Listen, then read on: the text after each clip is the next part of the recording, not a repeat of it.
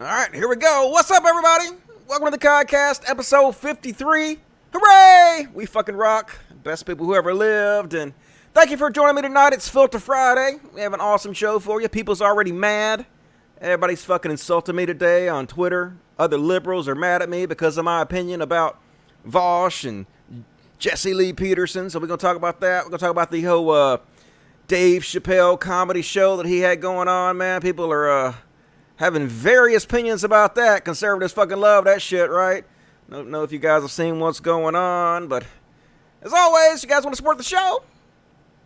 Patreon. That's a great way to do it, right? You guys know how this works. You guys sign up, $1 or $2 a month, or whatever the fuck you can afford, and I make videos, and everybody's happy. So if you guys want to help me out, Patreon, please. Patreon.com/CODcast, and also Super Chats, lifeblood of the show, no questions died. You guys know how this works. Everybody's watched the show understands the whole Super Chat. So I'm not going to have to show that too much tonight. So how's everybody doing? Everybody having a good week so far? Are we happy it's Friday? Is it bad? I still call him Rusty Dusty in my head. I used to call me that when I was a kid. That's like the number one insult I had when I was a kid, so I'm definitely used to that. Dusty, you haven't been watching Rusty so far? Oh, you haven't been Rusty so far? Yep, I'm Rusty sometimes, but I try to work it out as best I can. Vosh hates vegans. Don't know why.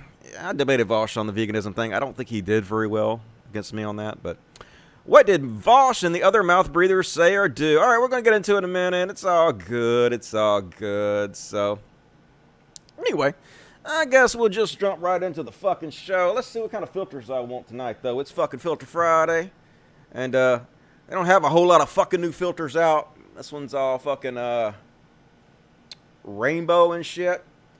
I look pretty good, though. Look pretty fucking sexy with my rainbow goddamn hair and my guyliner. So maybe I'll keep this one for a minute. Just do the show all pretty and shit, because it makes me happy. Hell yeah. Inject that cynicism straight to my veins. I will. You know me. What's up, Amy Mortensen? How you doing tonight? You suck, Dusty? I know. I sure do. I suck all of the dicks all of the time. Why do conservatives like Dave Chappelle? All right, guys want to hear about this one? So, Dave fucking Chappelle. Oh, god damn it. I didn't even fucking set my shit up right yet. Hang on. I got one more thing I got to do to set this shit up right. Bookmark manager 53. Show 53. Hells yeah.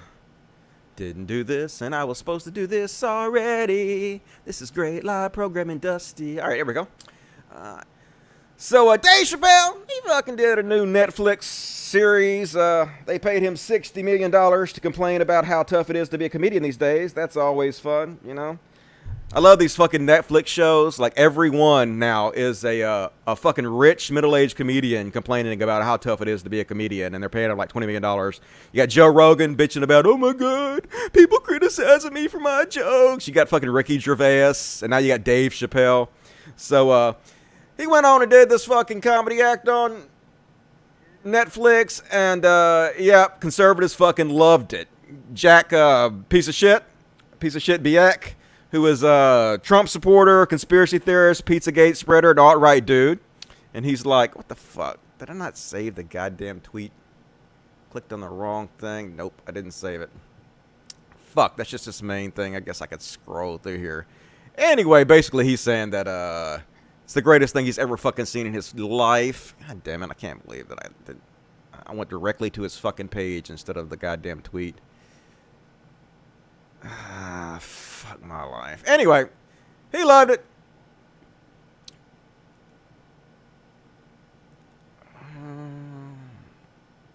No. Alright.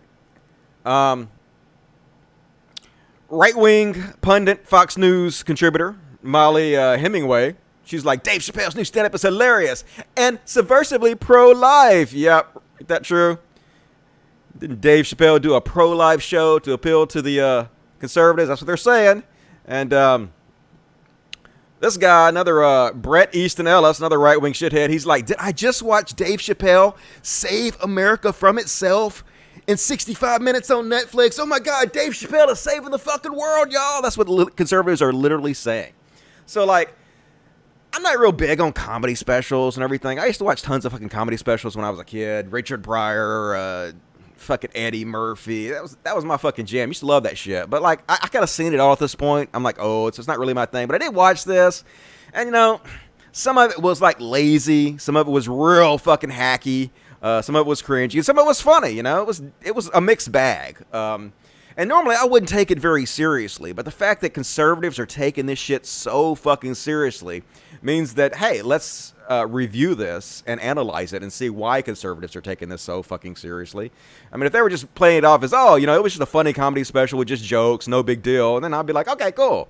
But that's not what they're doing. In fact, Breitbart, who is the publication of the alt-right, according to themselves, one of the main conservative publications on the internet, they have written at least 5 different articles sucking Dave Chappelle's dick for this comedy special. And like I said, if they were just saying, oh, it's just jokes, no, it's just funny, it's no big deal, there's no reason to take it seriously, then I wouldn't be taking it seriously. But they're literally saying, this is literally going to save the world because he was making so many amazing points. Not just it's jokes, not to be taken seriously, but no, he's making literally amazing points that are going to save the entire fucking world. So let's analyze this shit. This article was so fucking hilarious. God damn it, this is funny. Just watch how severe these conservatives are sucking Dave Chappelle's dick. And then tell me, people are like, Dusty, are you going to prove that he's a hero to the conservatives now? You jumped the shark. Nope. Watch how much they're sucking his dick. Comedian Dave Chappelle, latest Netflix special, Sticks and Stones, is one of the greatest hours of comedy I've ever seen, which is saying a lot. As much as I enjoyed his legendary sketch show from 15 years ago, which I only recently caught up with, I had not been all that impressed with his Netflix specials. Granted, coming up with an hour of solid stand-up material is probably one of the hardest jobs in the world of show business. It's not really that hard. I do 2 hours twice a week, and like the whole thing's not full of jokes, but I write enough jokes off the top of my head where you can feel it. You can do it a lot better than he did. A lot of it was really lazy and wasn't that great. The fact they're blowing this all out of proportion just shows how desperate they are to feed into this narrative that, oh my God, comedy's dead because of the liberals. Yeah, comedy's so fucking dead that Dave Chappelle just got paid $60 million to stand in front of millions of people on Netflix and say whatever the fuck he wants to. I can't say anything anymore, says man who just got paid $60 million to say whatever the fuck he wants to. Just absolutely ridiculous. Anyway, Bill Cosby and George Carlin were the Ted Williams of this feat. The closest to the closest to enjoying a perfect record. Even the mighty Richard Pryor had his Here and Now. Chappelle's done it. Sticks and Stones is a rarity, a perfect piece of art. Nothing could be improved upon. Nothing, folks. To these conservatives, Dave Chappelle has created the absolute perfect work of comedic art. There is no improvement that can be made on this brilliant fucking masterpiece. And I'm going to show you some of these hacky jokes. Like where he's like making fun of Asians. He's doing the traditional, stereotypical, racist Asian voice to try to make fun of transgender people. It's so cringe. It's not because I don't have a sense of humor, people. Like, I'm a comic, right? I literally make jokes all fucking day long, every day. Like, I find tons of shit funny. It's just not funny, right? It's just cringy. Anyway, every brushstroke exactly where it should be. Look at this dick sucking here. And what makes a stand-up routine perfect is something that goes beyond the funny. There are probably at least 12 cylinders that must fire. Solid jokes, timing, tone, knowing your audience, dealing with the heckler's insight, truth. But the most important one is having a theme, an overarching idea that sends the audience home thinking about something more than the punchlines. Throughout the hour, Chappelle does dozens of bits. But if you're paying attention, all of them are woven together by one common idea, and that is Chappelle's demand for his right to enjoy free, unfettered artistic expression. Which you can. No one's fucking stopping you. Now, what he really wants, though, is he wants to stop criticism. He wants to be able to tell hacky, shitty jokes and then have people say, oh my God, what he's saying is so important. It makes a great point. And then not have anybody analyze it and explain why it doesn't make a great point. Why it is just hacky, ridiculous shit. To these people, when you criticize them, oh my God, that's an attack. You can't say anything anymore. But no, you're just snowflakes. God damn it. Like back in the 60s and fucking 70s, they were arresting comedians, right? You motherfuckers are getting paid millions to say whatever you want to. You've never had it better, but you're still like rich, privileged assholes just complaining because you're snowflakes that can't goddamn take a little bit of criticism. That's what it's all fucking about. Dave Chappelle wants to talk about what he wants to talk about, which is a God-given right. Oh my God, yeah, it's so God-given, isn't it? That had been slowly melting away. Where? Where has it been melting away? Where has Dave Chappelle not been allowed to say exactly what the fuck he wanted to say and been paid handsomely for it? Where? When did this happen? Who? Who's this happened to? Just stupid. Starting in the late 80s with the Puritan jihadist against Sam Kinison and Andrew Dice Clay. But that was the Christians, right? Claiming that the left wing somehow is more puritanical than the Christians, that we have more of a purity test than Christians do. Fuck, man. I grew up as an atheist in Mississippi. I can read you the fucking letters from my family disowning me over that shit. I can tell you stories about how they treated my gay sister when she came out. Want to fucking tell me that liberals are more insufferable when it comes to this shit than conservatives are? It's just a one-sided fucking narrative that has no basis in reality. It's stupid. But as of late, in this new blacklisting era of ours, that right is almost entirely gone. This is so cringe. No, it's not. No, it's not almost entirely. What the fuck are you talking about? They just paid him $60 million to say whatever he wanted to say in front of the largest audience in the world. Like, it's just frustrating. And Chappelle is done sitting back of the satire bus. When was Chappelle sitting in the back of the satire bus? Never happened. Sometimes he comes right out and says this. The subtext becomes text, that's fine. But even when he's not saying it, he's still saying it. When Chappelle's jokes about how great it would be to be molested by Michael Jackson, yes. Amazing jokes about how the victims of Michael Jackson should have been happy about it, right? Sure they should. They should have gone to school and bragged about getting fucked by a creepy weirdo dude. Hilarious! He is not arguing that it would be great to be molested by Michael Jackson. He is. That's the joke he's making anyway. But he's saying is, fuck you. I'm going to joke about the most forbidden thing to joke about because fuck you and fuck you. This is America. I'm an American. And did I mention fuck you? Awesome. He's a child. Don't tell me what I can do. I can do whatever I want to do. I can say whatever I want to. Yeah, you can say whatever you want to. No one has a problem with that. And then you can take criticism for your hacky, stupid shit, right? But when you do, don't whine about it. See, this is the oldest grift in the book. You say something purposely to upset people, something you know is going to upset people. That's the whole point of you saying it, or something just edgy to be edgy. And then when people are upset about it, you play the victim. Oh my God, I can't believe you're upset by the thing that I purposely said to upset you. I can't say anything anymore. And then conservatives flock to you and give you tons of money. That's what every fucking one of these grifters does. That's what they always do. It's so transparent. My God, is there a more beautiful sight than a truly free man being truly free? God damn it, just fellatiate him already. Just find Dave Chappelle, get on your knees, and suck that big, beautiful black dick already. Seriously, dude. My favorite part was a story Chappelle told about a meeting with standards and practices when he was doing the Chappelle show. Yeah, he's going to talk about this cringy joke about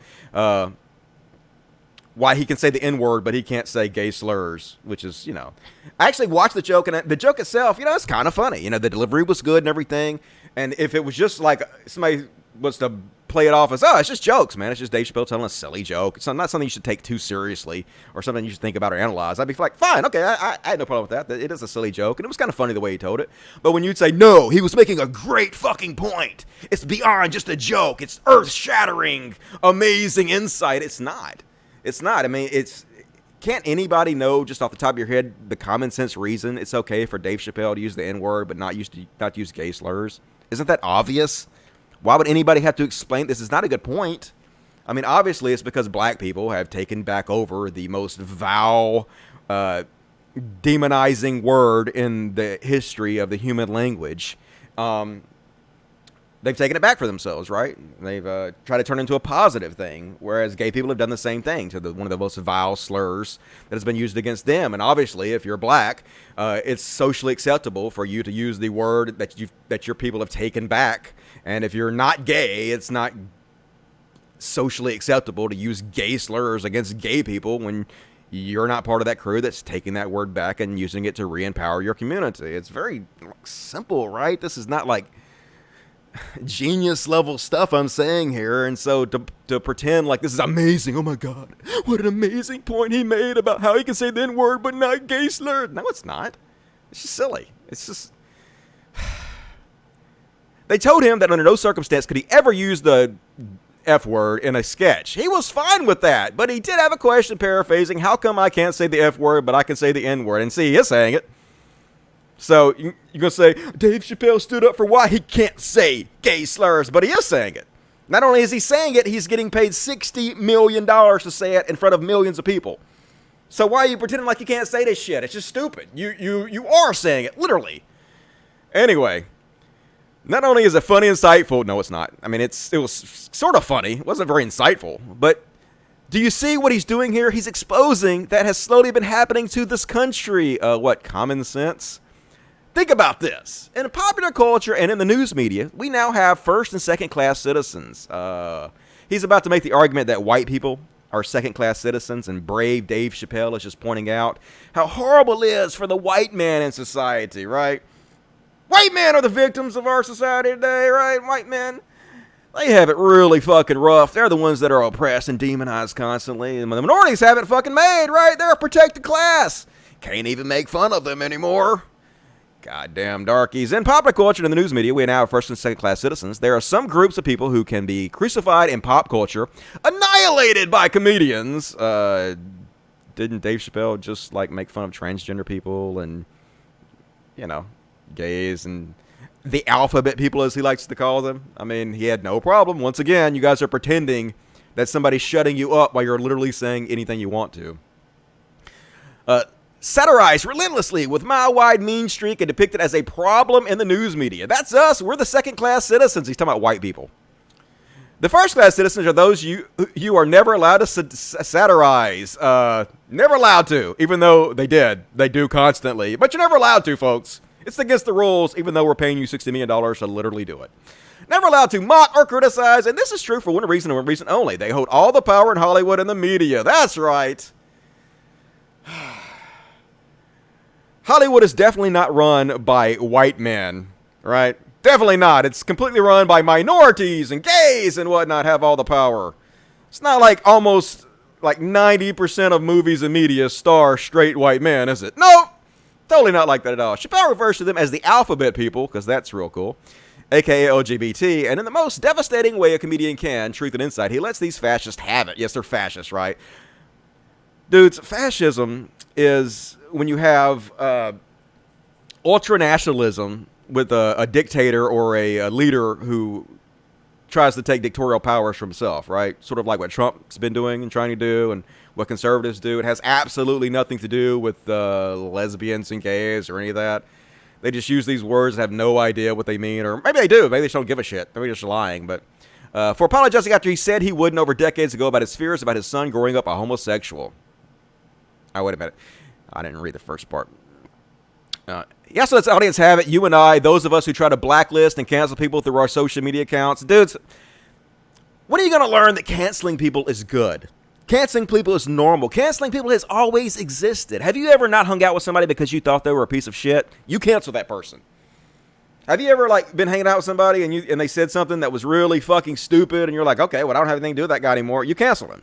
That's what you're supposed to fucking do. Social pressure is an amazing nonviolent way to make change. Now, as I always say, you have to leave room for redemption. You can't just cancel people forever without any way for them whatsoever to make amends for what they've done. Cancel culture has to go hand in hand with, an ability to redeem yourself. But at the same time, you don't have to hang out with shitty people. It's normal and it's good. Now, do some people take cancel culture too far? Yes, of course they do. People take everything too far. But at its base, cancel culture is natural, and it's healthy, and it's good for society. And all you people that are just so worried about being canceled, it's usually because you're giant pieces of shit, man. I've been canceled so fucking hard. My videos used to get seen like 100,000 times, hundreds of thousands. Now they get seen like 10,000 times. I got canceled so fucking hard, they went back in time and they canceled my pilot, basically. Okay? But it's fine. That's the way it's supposed to be. It's natural and it's healthy. And all you guys bitching about it, complaining about it, you're just fucking snowflakes, dude. Butch up. Anyway, I guess I'll quit reading this article and go on to the next one. There's another article I want to read to you guys that explains to you the other side of this issue that doesn't just suck Dave Chappelle's dick about it. Here's another Breitbart article they wrote about it. They wrote all kinds, just falling all over themselves to love on him. Dave Chappelle calls out cancel culture. Worst motherfuckers I've ever tried to entertain. Poor Dave. Just made $60 million. Oh my God, you're so abused, Dave. Fucking snowflake as fuck, dude. But anyway, I want to read you guys another article written by a liberal. Excellently written, that explains, the entire controversy in a very logical way and explains, why we're analyzing this, because it's not our side that is taking this too seriously. It's actually the conservatives who are acting like this is the greatest thing ever. So this, this article is brilliantly written, so I'm going to go ahead and read it to you real quick. Ultimately, the best thing about Dave Chappelle's just released special, Sticks and Stones, is that there's only one of it. The last 2 times the comedian released Netflix specials, there were both twofers. Chappelle was apparently bursting with so much creative energy in 2017 that he could only whittle his output down to 4 hours of shambolic stand-up comedy. This time, there's just one special and a 20-minute post-credit bonus, in which to see whether Chappelle has surgically removed the chip from his shoulder and gotten back to the business of being among the funniest people in the world. He hasn't. Before the special even starts, there are some clues as to what we're getting into here. There is the title, Sticks and Stones, a Kendrick Lamar quote about being invulnerable to criticism. And there's Netflix auto-roll trailer featuring narration from Morgan Freeman. One is a defiant taunt from childhood. Another is a defiant taunt from adulthood. Then there's a play on the mid-aux joke that Morgan Freeman narrates everything. Caveat emptor, baby. Once we're out to the races, an early bit telegraphs exactly where the special is going. It's a pair of impressions. The first is funny take on the hypocrisy of constitutional framers, which I won't spoil, and the second is an impression of a great collective audience in the age of so-called cancel culture. It is juvenile, bitter, and punchline free. Let's pull the shit out of the joke.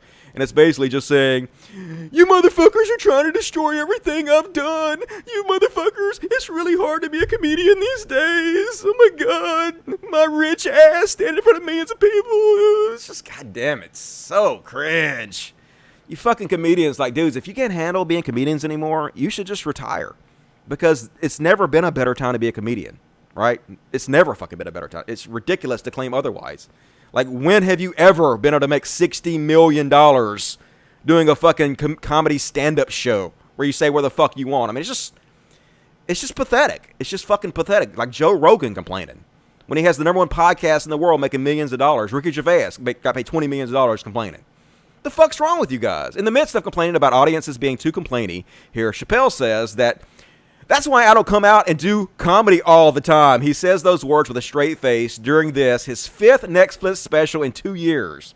It's a typical paradox for a program that finds the comedian incensed with the things he can no longer make fun of while making fun of those things badly. What's frustrating is that there are glimmers of Chappelle's all-timer status sprinkled throughout the show. Beyond the constitutional bit up top, there are trenchant observations about gun control, the opioid epidemic, and Jussie Smollett. 2 of those 3 things are not easy to make fun of, and Chappelle definitely manages it in a thought-provoking way that might make you uncomfortable, but forces you to identify with his point of view. He is rightfully applauded for those jokes, but at the same level as his applause for the other 90% of the special, which takes low-effort swipes at what might be considered off-limit targets. He spends 10 minutes, a full 1/6 of the special, on the burden of being asked to understand, tolerate, or at least not antagonize the LGBT community. A lot has already been said about Chappelle's jokes about trans people, which he's made many really stupid, hacky jokes about trans people. And I don't want to add too much to the pile on, but these jokes seem intended to shock. And what's most shocking about them to me is their wild unfunniness. One such bit finds him exploring the premise that if trans people feel they were born in the wrong body, couldn't he feel born in the wrong race? Here's the punchline of that joke. I mean, let's see if they have the video to this. Maybe I'll play it on the other clip. But this thing is so cringe where he does this just traditional racist Chinese thing to make fun of trans people. I mean, this is not clever and fresh material. This is just the same old stupid, I identify as attack helicopter joke. It's the same exact thing that they keep saying over and over again. It's not because I don't have a sense of humor, folks. It's just because it's hacky, right? Yeah, Chinese accent. Hey, everybody, I'm Chinese, doing a really bad Chinese accent. Does Dave Chappelle possibly think that in a post-Rachel Dolan's world, nobody had dared explore the premise of transracial people before? Does he care? Plenty of beyond mediocre hacks have mined this shallow vein over the past 5 years. They just neglect to throw in a staggeringly backwards Chinese person impression to make the point. Hell, Jamie Kennedy made the same joke independently earlier this week. I'm going to show you this guy in a minute. Congrats, Dave Chappelle. You're exactly as edgy as 2019 Jamie Kennedy. Yep, that's really saying something. Here and throughout the special, Chappelle acts like he's the last honest man, being persecuted for his willingness to say whatever he wants despite being crucified. Read awarded Grammys, right? He's not being crucified at all. He's only being rewarded for this constantly. which is why it needs to be said. It's a recursive loop, one that mostly exists only in his own mind, and one that leaves him in a place where merely saying the things people get mad at him for, that Michael Jackson's victims are liars, that R. Kelly should have tried harder not to get caught, is equivalent to making a good joke in and of itself.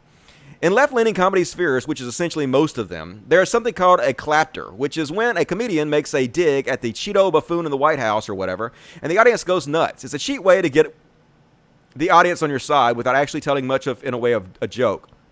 And a lot of comedians look down at the practice. The kind of jokes Dave Chappelle now mostly traffics in are the opposite of clapter. People roar at the sheer audacity of saying what certain people are scared to say or mad that society doesn't allow them to say, regardless of whether it's funny. Easy jokes, unoriginal jokes, the kind of jokes that the Ben Shapiros of the world would make, or were they capable of jokes? The worst part of Chappelle's special, though, has to be his spirited defense of Louis C.K. Not because the act of defending Louis C.K. is necessarily beyond the pale, though it's not great, but because of the lesson he extrapolates from his fellow comedians' downfall. They ruined this N-word's life, he says. What the fuck is your agenda, ladies? Is sexism dead? No, in fact, the opposite happened. I said it was going to get worse, and they said I was tone deaf. But 8 states, including your state, Atlanta, have passed the most stringent anti-abortion laws this nation has ever seen since Roe versus Wade. The fuck does that have to do with anything? God damn it, what a non sequitur. This is so stupid. This audience laughs as Chappelle segues from the opposite of clapter to actual clapter nonsensically. What the hell is he even saying here? How did holding Louis C.K. to account for making women watch him masturbate, then lying about it and allegedly having his management intimidate them into silence? How did blowing the whistle on that lead to anti-abortion laws? Is he saying that since women went too far in demanding to be treated like people, the GOP retaliated by taking away a legal right? It's bad enough that he considers forcing legitimate consequences akin to ruining Louis C.K.'s life, but connecting that with a public boom in anti-abortion sentiment merely reveals Chappelle's own attitude towards women. These two separate incidents have no cause and effect correlation. They're both symptoms of massive systemic sexism. Instead of considering his own role in that problem, Chappelle has the audacity to position himself as some ignored oracle. His next line is again, I told you, like he knew something about this topic that women didn't. Delusions seldom rise to this level of grandeur. His defense of any and all marquee Me Too men is just a means, however, to vent his growing displeasure with what he calls cancel culture. Celebrity hunting season, he says at one point. They're going to get everybody eventually. I don't think I did anything wrong, but we'll see. What does he even mean by get, though? Which celebrities haven't got? They even got Kevin Hart, Chappelle says. Yes, pour one out for Kevin Hart, who you may remember from this summer's Hobbs and Shaw and The Secret Life of Pets 2, and who you might see in December's Jumanji 3 and any of the 6 IMDb credits he has for films beyond 2019. If Kevin Hart got canceled, please God, cancel my ass as soon as possible. Canceled is mostly just internet speak for put in a brief social media penalty box. If you made an offensive comment that isn't straight up hate speech, and maybe even then, you may spend a day or so being canceled on Twitter. Then you probably apologize, maybe not, and people move on to the next thing. If you get caught committing a sex crime, however, it's not just a phrase. Your endorsement, contracts, and scheduled films might get literally canceled, or you might get elected to the highest office in the land. Is that prospect really such an injustice that people like Dave Chappelle need to devote their entire 2019 persona to feeling aggrieved about it? Is he privately rending his garments because Kevin Spacey can't be on TV anymore? There is indeed some degree of danger in what Chappelle is afraid of. People on the internet are quick to be offended, and sometimes it gets the better of them. Every time a new SNL cast member is announced, people dutifully search their every tweet looking for a fireable one, which seems like a bad faith way to use the concept of being offended. On a much higher level, the Trump administration is weaponizing cancel culture by gathering intel on journalists' most damning internet footprints to use against them. There's a difference between maliciously looking for ways to get someone fired, though, and people deciding they no longer care for the music of R. Kelly. But Chappelle sees it as all the same thing, people out to get him. But nobody's actually out to get Dave Chappelle. We could simply do without his needlessly offensive punchline-free jokes, or his whiny victimhood around the backlash they earn. What's far more instructive than seeing who is offended by or bored with the comedian is seeing who his fans are now. Exactly right. He is attracting a whole lot of right-wing fans now. Is that what you were going for, Dave? Because that's what you got.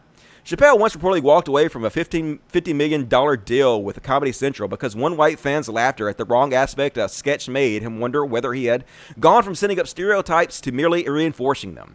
In Sticks and Stones, Chappelle makes a powerful, well-constructed jokes about gun control, which I will now spoil. He notes that there seems to be no peaceful way to disarm white people, so the only solution is for all black people to get guns, because that's the only way the government will change the laws. It's a funny and relevant joke about a difficult subject matter, and it's buried within a special that mostly consists of the star, "Look Ma, no hands," about far less interesting taboo subject matter. It's a special that earns this endorsement from the NRA spokesman and confirmed far-right ghoul Dana LaWush. Yep. Dana LaWush, another far-right chud, loves Dave Chappelle. Is there a chance that LaWush likes Chappelle's thoughtful commentary on gun control, or is it more likely she preferred the massive amount of time spent railing against victims of sex crimes just to prove he isn't afraid of doing so? Whatever exercise in the boundary pushing Dave Chappelle's current mode started in, it's gotten out of hand and it's attracting some questionable fans with an agenda. He would do well to walk away. Yes, you would, Dave Chappelle. That was an awesome fucking article. Yeah, here's another one. Molly Hemingway, Fox News contributor from the Federalist, talking about how amazing this is. Another right-wing person kissing his ass. So obviously they got a lot of feedback on the Twitters, and going to show you guys a few clips of from the show, I guess, now. See how bad it got. And I guess I don't have to play that one because I already told you what it was. The joke about why he can't say gay slurs, but he can say the N-word. I mean, it's pretty. The delivery was fine. It's just, it's just obvious. It's an obvious joke. So as long as you just explain it away as a joke, it's fine. But if you're trying to act like it's a great point, it's definitely not. But anyway, just shows you how he's making the same hacky jokes that he always makes. Very lazy. I mean, as a group of people, they have to admit,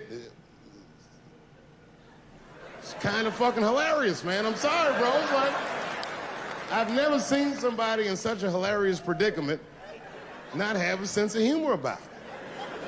They're born feeling like there's something other than they're born as, and that's kind of funny, I mean, it's funny if it's not happening to you. I feel bad for teas, but they're so confusing. And it's not all my fault. I feel like they need to take some responsibility for my jokes. Because I didn't come up with this idea on my own. This idea that a person can be born in the wrong body. But they have to admit, that's a fucking hilarious predicament. Word for word, exactly what he said. It's really fucking funny. I mean, as a group of people, they have... Probably not funny to people committing suicide about it, right? It's not funny to them, but yeah. Such a hilarious predicament. Such a hilarious predicament. Hilarious predicament, yep. You trans people, it's so hilarious. You're born in the wrong bodies, then you have to deal with a lifetime of demonization and heartache because of it. It's funny as fuck. It's not happening to me, so it's just a joke. It's just a joke, folks. Why are you so triggered, snowflakes? Because you're punching out. It's very easy to understand, folks. And I've given this analogy before. It's like if there was a kid in school who everybody fucking picked on all the goddamn time. They picked on this kid. They shit on him every day. They made him suicidal. You never seen a kid fucking bullied like this kid. And then you walk up and you start fucking making jokes about him and fun of him and saying how funny his fucking situation is. And somebody's like, dude, that makes you a kind of fucking dickhead to pick on this guy that everybody picks on. And you're like, hey, man, I fucking pick on everybody equally. I make jokes about everybody equally. I'm an equal opportunity offender. Nope, still a dickhead. Still a fucking dickhead because you're punching down, motherfucker. It's real easy to understand, right? So anyway. And same types of jokes that Ricky Gervais is making. Let's see. I think this is a Ricky Gervais. No, that's not Ricky Gervais. Anyway. Same type of anti-trans bullshit. And of course, a lot of people had comments on it. This person was commenting to somebody that deleted their tweet because they're cowards, but their comment is still right on. Turns out PC culture is killing comedy because it's compelled every comedian to do the same painfully unfunny, overly dramatic, self-martyring routine ad nauseum, further undermining the idea of this existential threat they're all warning about exists with each successive Netflix deal. I know, right? Just whiners trying to be snowflakes and play the victims, and then also at the same time complain that everybody else is playing the snowflake victim. And Parker Molly says, make trans jokes if you want. No one's stopping you, but maybe try to make new ones. I'm sure if I watch enough Netflix special, I could make a giant supercut of people doing the same. Wouldn't it be funny if I identified as a joke? Yeah, son, this is Ricky Gervais. This is what I was looking for a while ago, and just the same hacky, stupid jokes. Because I've always identified as a chimp, right? Well, I am a chimp. If I say I'm a chimp, I am a chimp. You know, pre-op, but and don't ever dead name me. Don't ever call me Ricky Gervais again. From now on, you call me Bobo. So what if it did? What if I was, Oh, here's the joke he made about what if I was Chinese? And I mean, this is not because I don't have a sense of humor. This is because this is what Steven Crowder would do, making a stupid Asian voice and Asian stereotype face to make fun of both transgender people to Asian people. It's just hacky as fuck. What if I was Chinese, but born in this nigger body? That's not funny. And for the rest of my life, I had to go around making that face. Hey, everybody, I'm Chinese. And everyone get mad. Stop making that face. That's offensive. What? This is how I feel inside. Because I mean, okay. I mean, it's funny how bad it is. It's kind of, punchy how cringeworthy and how everybody's laughing and shit, I guess. So, I guess if that's your idea of comedy. But, and Curtis had a good take on it. Curtis is like, Dave Chappelle is kind of my idol. Because it's always been my goal to walk away from $50 million after realizing audiences are laughing in a way that belittles the struggles of my people. Then return a decade later to make that money back by belittling the struggles of others. And that's exactly what he's doing, right? He said he walked away from the Chappelle show because some white dude was laughing at one of his black jokes, and he thought that he was probably laughing because he was racist, and he was believing the stereotypes that Dave Chappelle was spreading, and so he had to walk away from it. But now he's back doing the same exact stereotypes of other people, right? Like, when are you going to learn, Dave? I mean, if it's not cool for you to do that to your own people, why is that cool for you to do that to other people? Doesn't make any sense. And here's that Jamie Kennedy joke. Dave Chappelle is exactly as edgy as Jamie Kennedy. People can identify as whatever they want to be in 2019, but that's a lie. If I identify as another race and say inside I feel Filipino, and I start talking like an 82-year-old Filipino woman, I would be skewered. He got 173 likes at the 118K followers, but yeah, you're exactly as funny as Jamie Kennedy. Dave Chappelle, congratulations, but he made $60 million, so I guess it don't really matter, right? And, this is exactly right. I think maybe Chrisiosity made this one. I'm not really sure, but, edgy. I am controversial. I am saying what no one else is saying. No one would dare say what I say, except for all the other comedians saying exactly the same lame-ass jokes over and over again, and then playing the victim. It's just silly, man. You guys are killing comedy. You guys are killing comedy, right? You're fucking whining and shit. Anyway, guess that's all I'm going to say about the Dave Chappelle shit. Man, I went 45 minutes. I guess I went 35 minutes because I was 10 minutes early. So what you guys think about that? Am I wrong? Is Dave Chappelle the greatest human being that ever lived in the whole of human history? Trump gave us the best economy. I know, right? Dave's jokes was trans people are funny. Haha. Yeah, but no, right? Haha, Chappelle got old.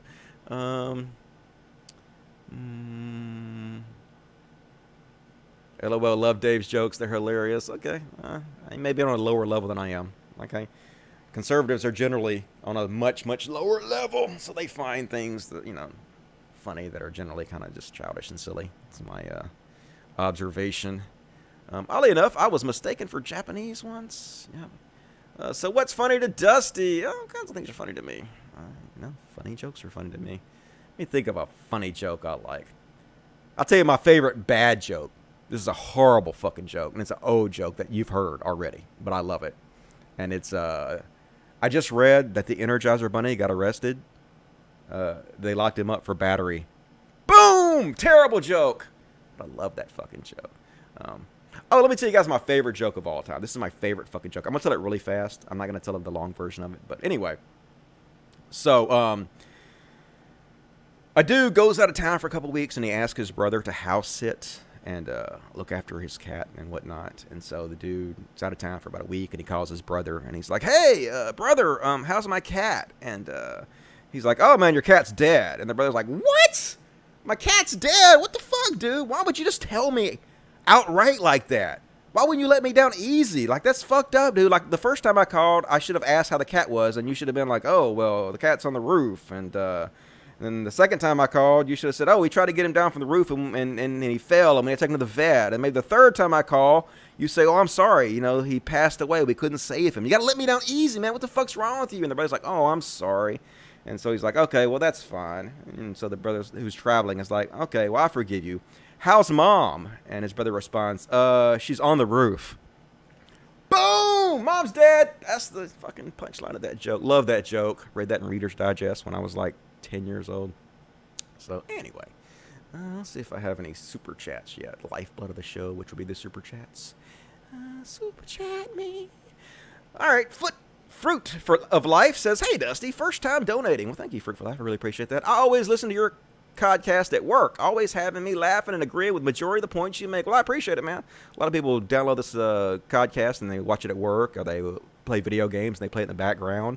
For those of you guys who want audio-only versions of the show, you can get it on SoundCloud, and it's also available on Spotify and Apple's iTunes. So available everywhere for you guys to enjoy at your leisure. The Supreme K99, hey, Dusty, you oppose violence. Yes, I do. In my experience, the best way to deal with people that like to pick on vulnerable people is to stand up to them. Usually speaking isn't enough. Talking from experience. Well, I mean, if they're like physically bullying somebody, then yeah, you know, you gotta protect the vulnerable. That's fine. But if they're not physically bullying anybody, then I wouldn't physically attack them back. I think just making fun of them is enough. You know, you can fight words with words. You don't have to fight words with violence for the most part, in my opinion. Thank you for that, Spring King. Really appreciate it. Ratbag, hey, Ratbag's back. Where you been, Ratbag?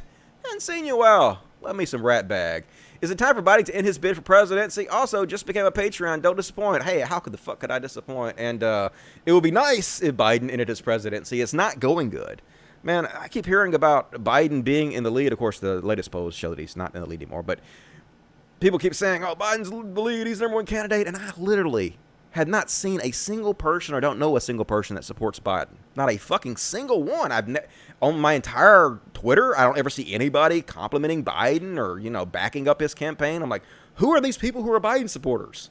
I'm definitely fucking not seeing it anywhere. It's really weird. So, yep, hopefully he will not get the nomination. Bernie Sanders. What's up, Bernie Sanders? $4.99. Dave Chappelle tried to help get Ben Jealous elected in Maryland.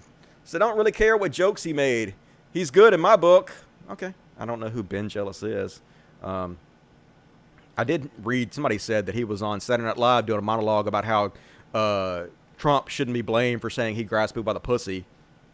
So that's not amazing. Maryland's current governor, is killing thousands of people due to doing nothing about the opioid epidemic. Dave Chappelle tried to say them. That's good.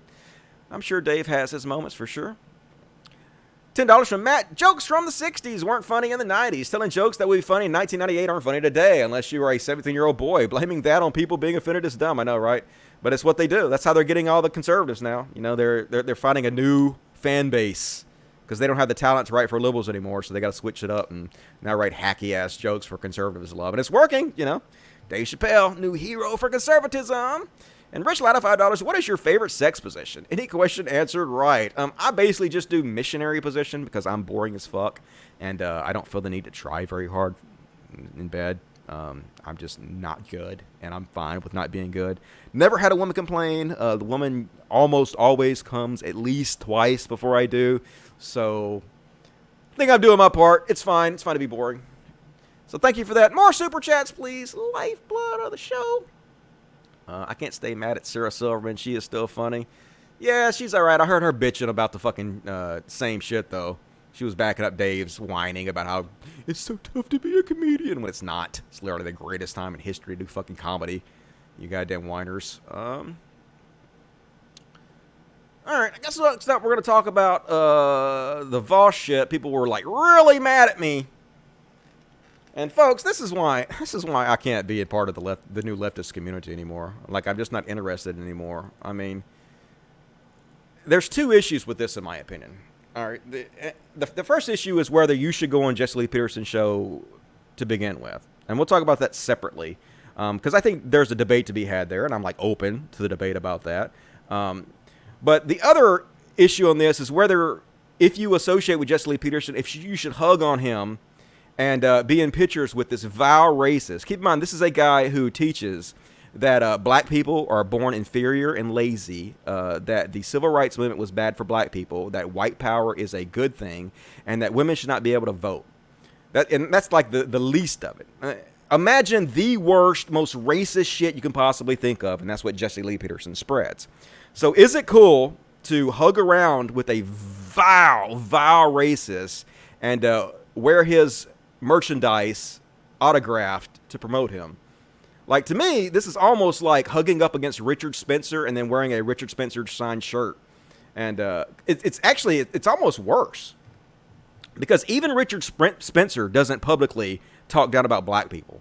Even Richard Spencer, who, yes, he won't say, a peaceful ethnic cleansing, which obviously doesn't exist. It's ridiculous. Richard Spencer is a giant fucking piece of shit. I'm not defending Richard Spencer. I'm just saying even he is not outwardly and publicly as racist as Jesse Lee Peterson. And Jesse Lee Peterson is very dangerous because his audience is given permission by the fact that he is a black man who is incredibly fucking racist for them to be racist. Because they watch him and they're like, oh my God, this black guy is saying all the same stuff I believe. I'm obviously not racist. If the black guy even knows that this stuff is true, basically it just gives them an out. And I just don't see how you were friendly with this motherfucker, with one of the most vile racists in the world. Now you may say to yourself, oh, well, Jesse Lee Peterson's just a joke. No one takes him seriously, but that's not true, folks. Go fucking read his channel. These people do take him very seriously. It's like Trump, right? It's like, it's hard for me to believe that anybody could take Trump seriously, right? Because he's such a buffoon. He can barely string a fucking sentence together. But his fan base are like cult members who think that he is a fucking soothsayer who could do no wrong. And I understand that Jesse Lee Peterson is not on the same level as Trump is the leader of the free world, and Jesse Lee Peterson is just a YouTube commentator. But on a similar level, Jesse Lee Peterson's fan base doesn't see him as this insane buffoon like we all do. They see him as this truth teller, this non-PC truth teller who has the guts to say what nobody else will fucking say, right? So I just don't, I find this cringe, folks. And this is why I can't be a part of the new left community. Now, that doesn't mean that I'm going to change my political beliefs. No, I still believe all the same policies, and I still support the same candidates. It's just that this left community, this new left, bread tube, left wing, all this shit, is turning exactly into what the atheist community turned into. Starting exactly what the skeptic community turned into. A bunch of edgy people who are more concerned about them becoming famous and have no concern with platform responsibility whatsoever. And it's going to turn out the same way, in my opinion. I just don't see how, this is acceptable. I don't see how this is cool. I just don't get it, So that's the one issue. Now, the separate issue is whether you should go on Jesse Lee Peterson's show to begin with. And I had mixed feelings about that. And I've taken a lot of people have been insulting me too today because I don't think it's cool to hang out with a racist and hug him and be in pictures with him and wear his merchandise. I literally been insulted by people telling me I don't have any morals. I don't have any morals because I don't want to hug on a fucking shithead racist and be buddy with him and wear his merchandise. That's the way it's coming. And these are left wingers telling me this. So in this left wing community now, I am no longer allowed to make fun of the number one most famous anti-feminist in the world. I've been kicked out of groups for that. She is more welcome than I am. I have been called immoral because I don't think it's cool to hang out with and hug on and wear the merchandise of disgusting racist. So I don't feel like I belong in this community. I don't feel like I have any place to belong. How can you feel like you belong when this is what the new leftist community is turning into? It's just so fucking cringe. But anyway, so the separate debate is whether or not you should go on Jesse Lee Peterson's show to begin with. And his producer has been fucking hounding the shit out of me to go on his show. He's messaged me, 10 times, fucking begging me to go on the show. And the reason they're doing that is because they know that having me on their show will help them. Because they've read all the feedback from all the shows they've done. They know what people are saying. They know what the numbers are. And they know that having lefties on their show helps them. And it does. Go look at their Social Blade. Every time they have a lefty on, they get a bump in numbers. And you can go read the fucking comments and shit. Most of them are supporters of Jesse Lee Peterson. Going on the show makes him more popular. Now, how does it make him more popular, right? Well, it makes him more popular because when other conservatives watch his show and they're like, oh, let's take Vosh let's take me, for example. Say I went on the show. And they'd be like, oh my God, that fucking atheist Stacey Smith went on Jesse Lee Peterson. And they tell their friends about it. And their friends who are conservative go and watch Jesse Lee Peterson. And Jesse Lee Peterson becomes more popular. And then his racist views get spread. So by going on the show, you actually help his racism. You help racism to spread. You do. You can go look at the fucking numbers. Some people were some people were very naive. Like I used to be naive too. And I used to believe the marketplace of ideas, man. You should debate everybody in the marketplace of ideas because the best ideas will win out in the end. How could they not? How could the best ideas not win out in the end? People are smart enough to know what's the truth and what's not the truth and what's a good idea. No, they're not. That's naive as fuck. They're absolutely not. Usually the ideas that win out in the end are the ones that people are most easy to understand, are the ones that are most self-serving to them. You can go on Jesse Lee Peterson and you can give the most brilliant explanations for things, and it will not make a goddamn bit of difference to his audience. Now, you may change a few minds, but for the vast majority of them, you're not going to change their mind. And in fact, they're going to get more new conservatives become fans of them because you're on the show. And it's easy to understand why. Let's say Jesse Lee Peterson asks you what a man is, right? It doesn't matter if you give the most beautiful explanation of gender and how gender is a social construct and hormones and how you can change the hormones in the body and how the cells of the body are not actually sex. They're waiting for signals from hormones. And by changing those signals from hormones, you can change your biology to be closer to a cis female than a cis male. You can explain that so beautifully. But the moment Jesse Lee Peterson asks you, what is a man? And you don't say, well, a man is an XY chromosome and a guy who has balls. At the moment you don't give that simplistic explanation, the vast majority of his audience are going to be like, you get him, Jesse Lee Peterson. I can't believe people believe this stupid bullshit. It's obvious. A man has a penis and a woman has a vagina, and that's that. It's just the simplistic world narrative that they have. And that's why Jesse Lee Peterson has these people on his show. Like I've said, he's seen the numbers. He knows that every time he has leftists on there, it helps him. Not only he makes money, you're making him money, but you're helping make him more popular too.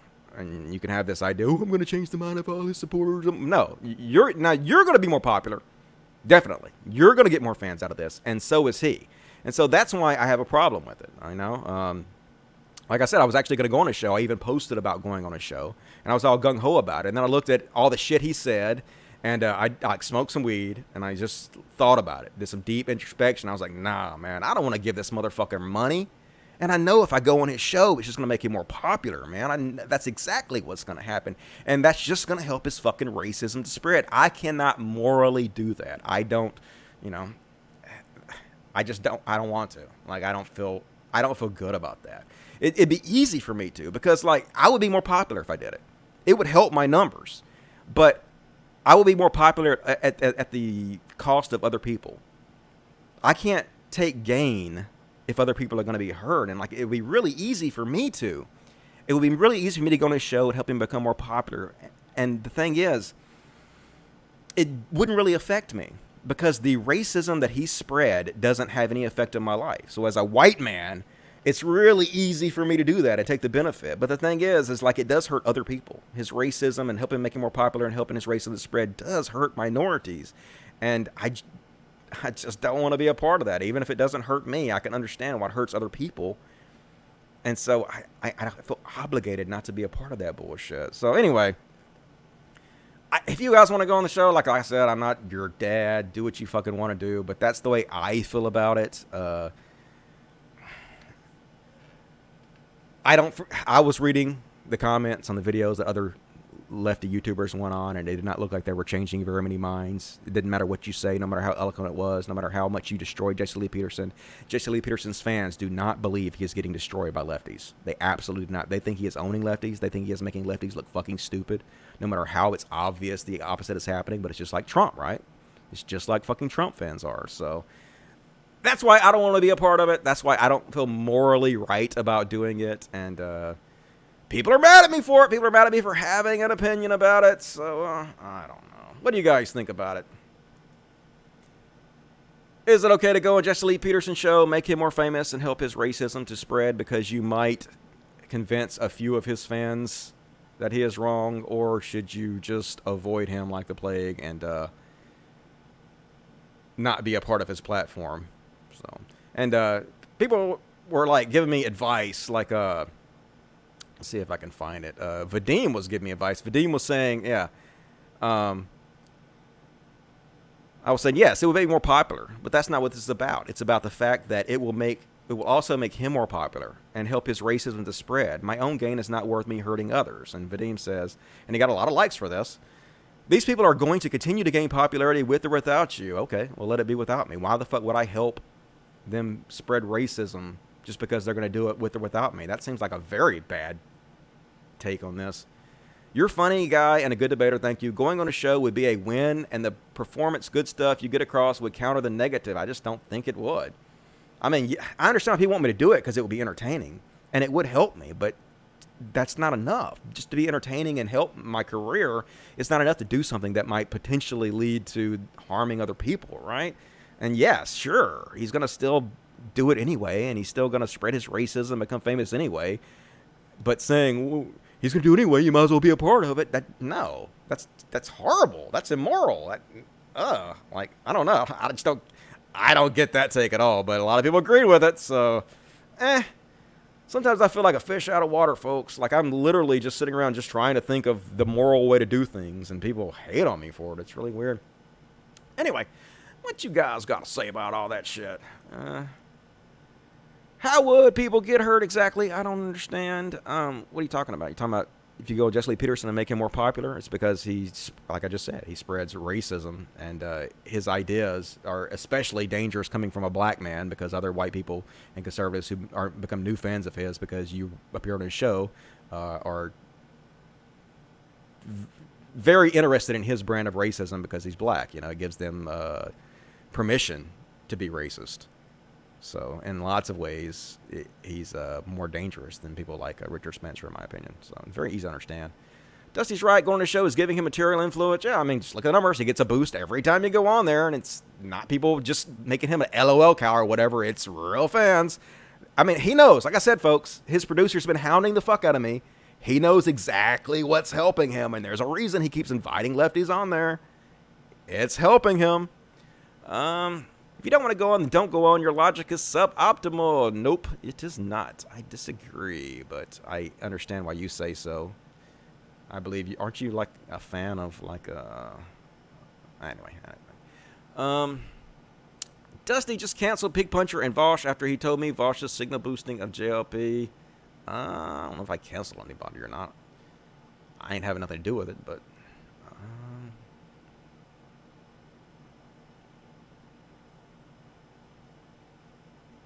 The few people you would help it a hell of a lot more than the none help by not going on. It's bullshit. I don't have to go on this show to talk about him. I don't have to go on this show to fucking call out bullshit. What the fuck? No, you don't. You have your own platforms. You don't have to go help his platform by going on there and helping him become more famous and helping him spread racism. I can attack him right here on this fucking show without helping give him a boost like that. It's just ridiculous, folks. This whole goddamn free speech, everybody has to be debated. It's just dumb. It's just dumb, right? It doesn't make any sense, and it goes against observable reality in my view. It's just naive. Dusty, he'll cut you off and just be nasty. Tell his people that maybe you will after he does your show. Yeah, I know. All right, so let's see if I got any more super chats. Lifeblood of the show. £2 to spread logic to them motherfuckers. All right, appreciate that. I heard the pound crash though, because apparently your new prime minister is suspending the government or something. Crazy over there in the UK. Sorry you guys are having to deal with that. Appreciate that though. Billy Boy Blue, $5. See, here's why I agree with Dusty. There are a lot of dumb acres in this world. Just look up Sacha Baron Cohen. Yeah, I know, right? Or dumb aces. I guess that means asses. Yep, there are a lot of dumb people. A new Sacha Baron Cohen show is really funny. I played some of that last week. $5. I genuinely think Jesse Lee Peterson is a little bit cuckoo. Watch the interview with him on Secular Talk. Very, very cringe. It's so shocking. It's laughable. Yeah. But it doesn't matter. Like we live in a post-truth society, and none of this shit matters. It's all about fucking tribalism and owning the libs, and his fan base really think he does that, right? Billy Boy Blue, if you're an authority on comedy and feelings don't come into this, and Dave Chappelle isn't funny, please tell us when your Netflix comedy special is coming out. And yeah, you're welcome for the $10. Appreciate that. I'm not sure I'm an authority on comedy, but I have been doing comedy for 10 years or so on YouTube. I mean, Dave Chappelle is funny in certain parts, but I mean, there were certain things about that stand-up special that was hacky, right? Wasn't very funny. but generally I find him funny. I think his Chappelle show was pretty funny. Let's see what else we got here. So, Andy Ngo got busted. I talked about this a little bit on the last show, but there's been some development since then. Apparently, he has been let go at his job at CODcast, which is the right-wing publication, the intellectual dark web, Dick Suckathon of CODcast. And they claim that it wasn't because this new video came out that incriminated Andy Ngo, but So basically, those of you not keeping up, Andy Ngo pretends that he is a reporter that reports on political violence, right? He's like this independent reporter. He's so fair and balanced, and political violence, that's his main thing, right? But what he does is he hangs out with this terrorist group called the Proud Boys, this right-wing fascist group called the Proud Boys, and they go start trouble and start fights and shit, and then Andy Ngo hangs out with them and deceptively edits whatever footage he takes to erase the evidence that they are the ones that started shit, and then lies and claims it was Antifa that did everything. And so not a journalist, just a fucking piece of shit grifter, right? So first they came out with a video, I think I showed you guys, where he was standing in a group of the Proud Boys when they said they were going to go over to this bar that had some Antifa members in it and basically start trouble and start a fight and shit. And then the footage was released. Let me see if I can show you. Well, what happened also was apparently inside the Patriot Prayer, which was also one of the right-wing groups that was hanging out with Andy Ngo.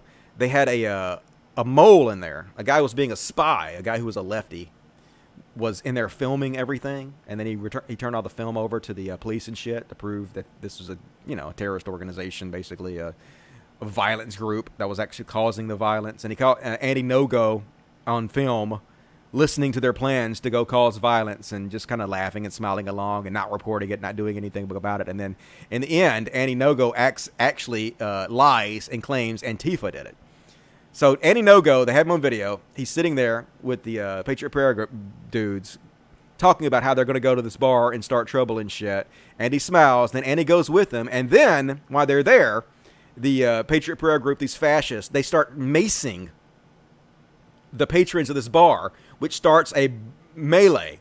And so Andy Ngo covers up the entire thing and claims it was Antifa that started this. But here's the footage of it. See for yourself. Andy Ngo's a lying shit. First, just yelling back and forth, and then a fight basically broke out when the Antifa side started spraying, sort of indiscriminately. Yep. A fight broke out because evil Antifa started spraying indiscriminately. Let's have a look at this and see if that's actually what happened. So there's Patriot Prayer. And there's this guy with mace. And here he goes. He's indistinct. He's spraying the crowd, didn't he? Who sprayed who first? Who sprayed who first, Andy? Was it Antifa, evil Antifa, just indiscriminately spraying everybody? Or did your group, who said they were going to go to this bar and start violence, and you sat there and laughed and didn't report it, were they the ones who fucking started it? Andy. You fucking, goddamn it, these goddamn grifters, dude. Dude's probably a millionaire by now. Just crazy how much fucking money and support they get by outright lying. But the fact is, the conservatives don't give a shit. You can show conservatives this video. You can show them that Andy is lying, and they'll be like, well, I don't care. Antifa's still a terrorist organization. They deserve to get maced. But yeah, after that happened, after they maced them, then the brawl broke out. And then, so just lies after fucking lies. But at least he's getting called out for it now. Pretty fucking hilarious. And we talked about Tommy Lauren on the last show. Tommy Lauren's new clothing line, Freedom! It's for Patriot folks. Do you love fucking America? Are you a goddamn patriot? Try the Freedom line. Well, it turns out her fucking line was made in, what is this? How about some eyes? I mean, that's creepy as fuck. So I'll go with some flaming hair. So anyway, she finally commented on it. And her comment is hilarious as fuck. God damn it. And she got so roasted for this. She got 291 likes. I took a picture of it, screenshot. It was like something like 30,000 comments or something. Ratio to fuck. So here's what she had to say. This is so cringe. I guess before I even show you this, I want to show you the other thing.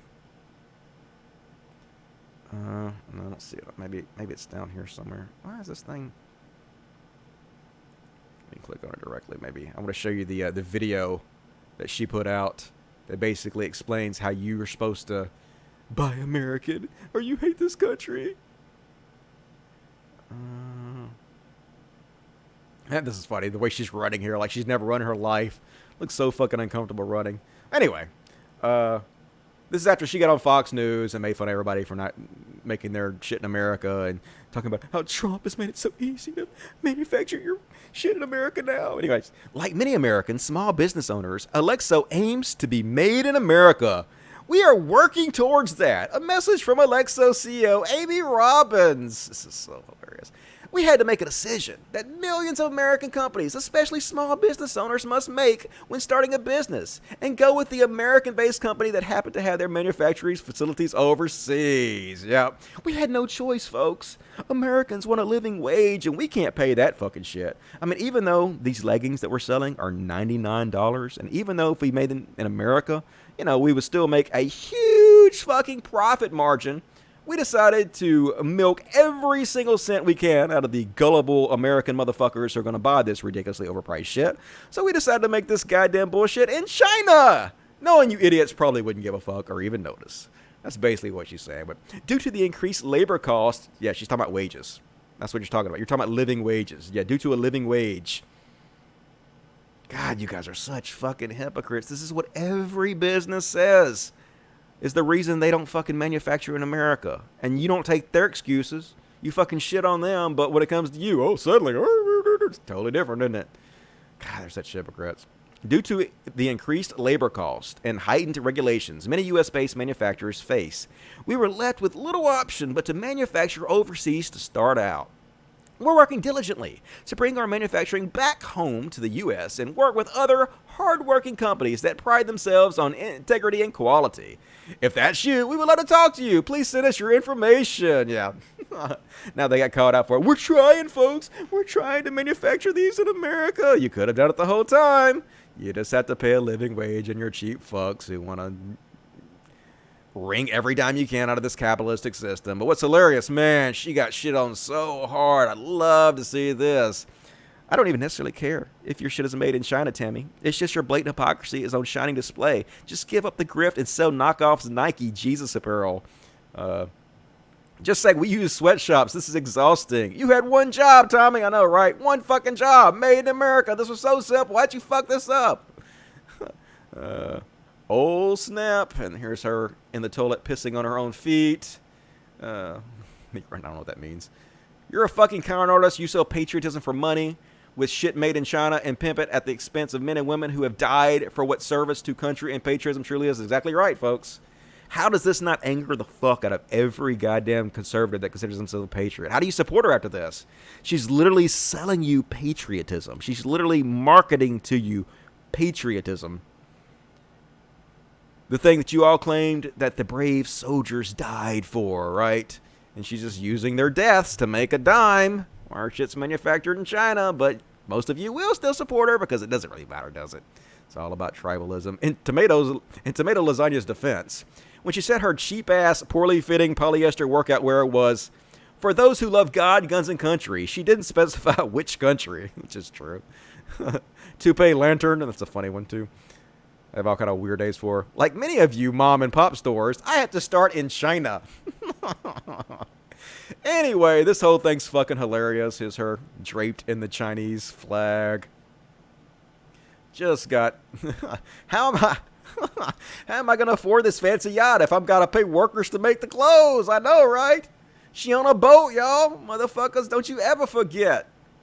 Lie lame. Anyway, roasted. Love to see it. Roast her more. What we got to say about that? Do we love shitting on Tommy? Patriotism made in China? I know, right? I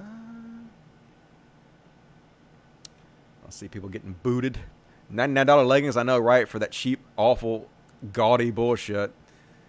I wonder if they've sold any. I mean, they must have. Somebody's got to be that dumb, but I can't imagine, right?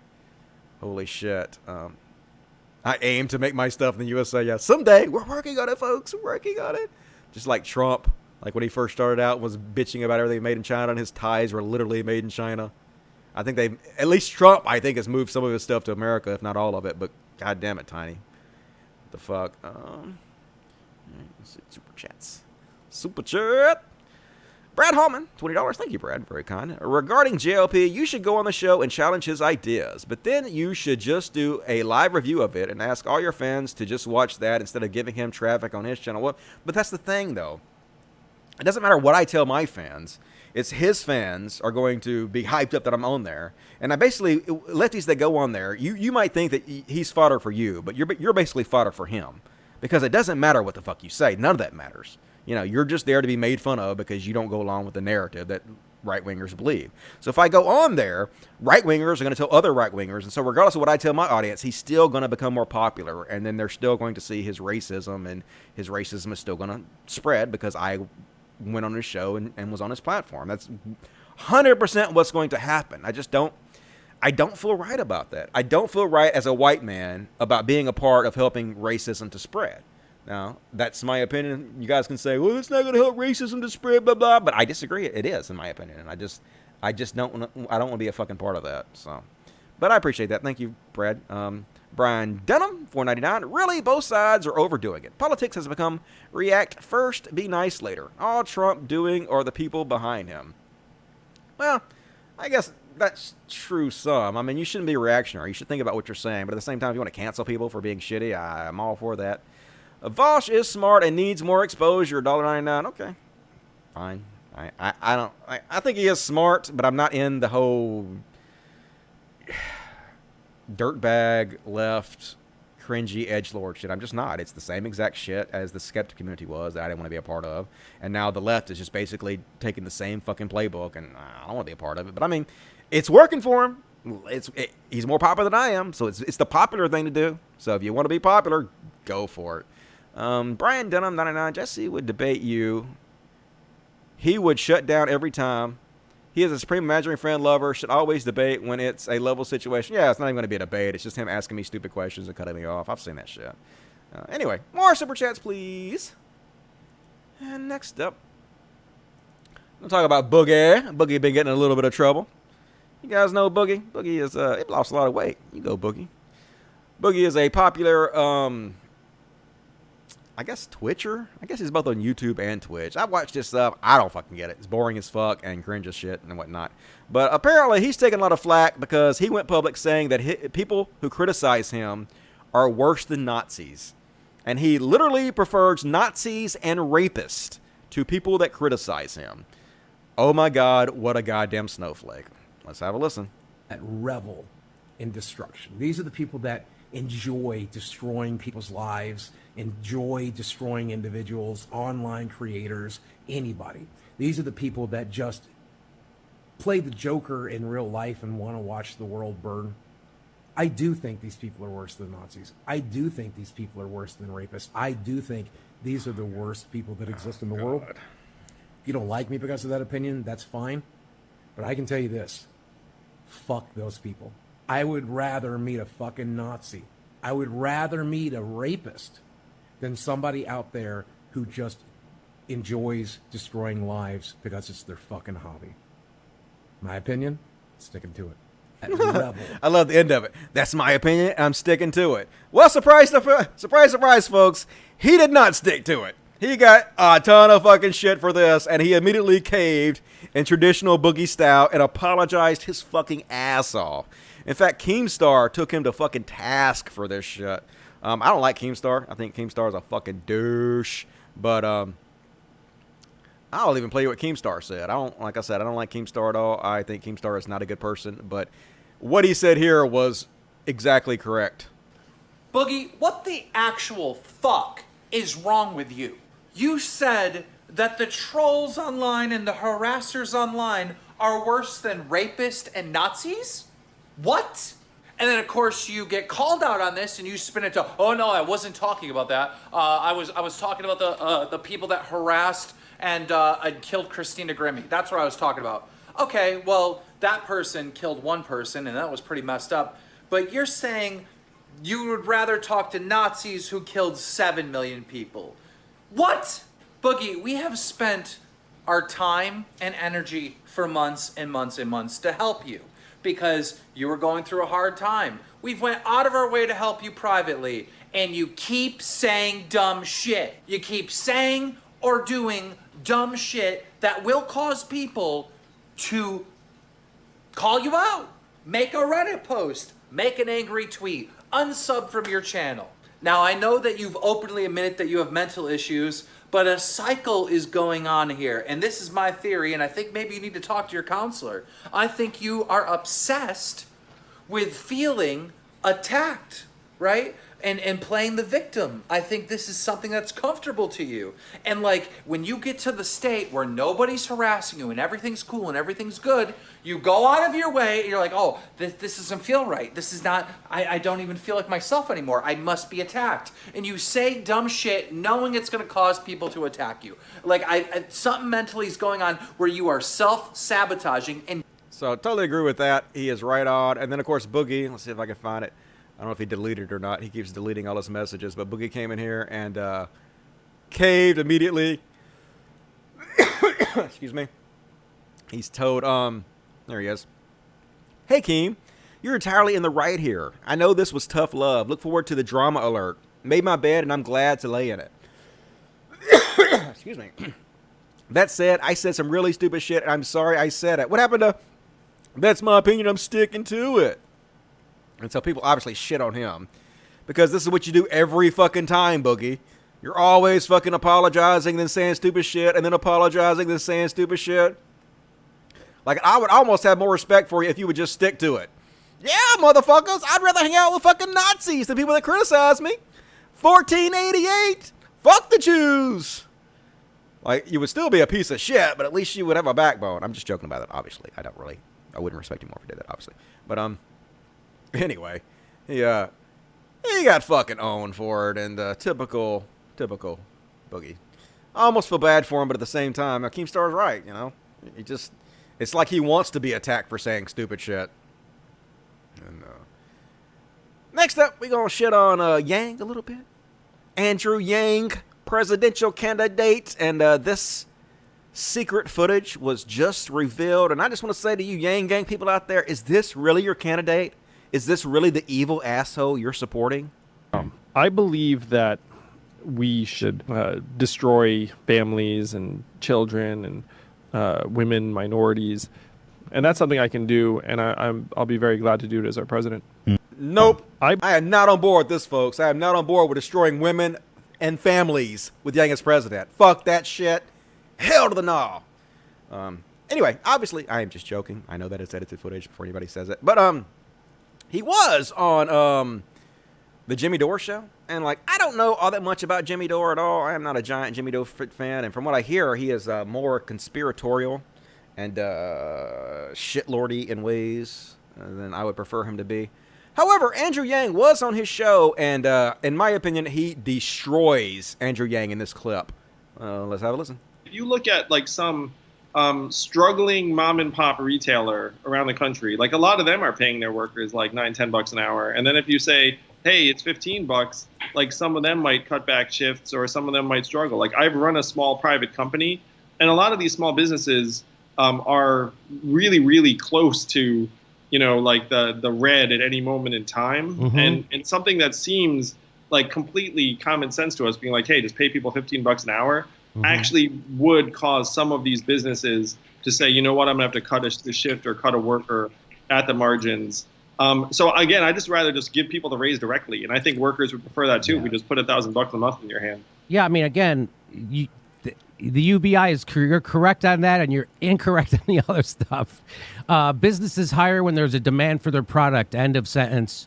And if there's a demand for their product, they got to hire a worker. And nobody's going to go, boy, I have all these orders, but I can't pay that guy $15, so I'm not going to fill them. So that's illogical. That is a right-wing talking point. That is not how economics works. Businesses are not flourishing at that level. If they're just living hand to mouth and they don't have the orders, and they have a hard time even paying the people they have, if you elevate those costs, it might in some situations mean they cut shifts or cut workers. I mean, that is not economic theory. That is sound. That is right-wing talking points.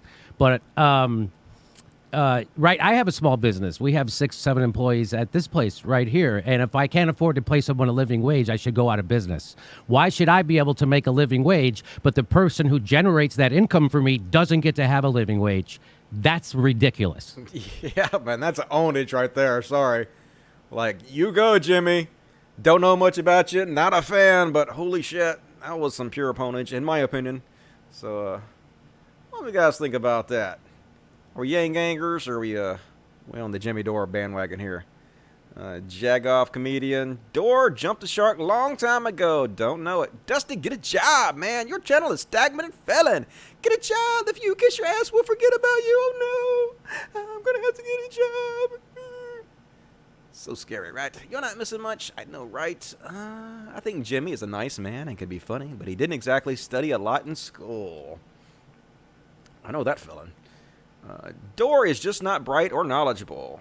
Okay, don't know. I know he won that little interaction right there. Don't know what he's normally like for sure. Much respect, Jimmy. Damn! Jimmy Dore, I roll.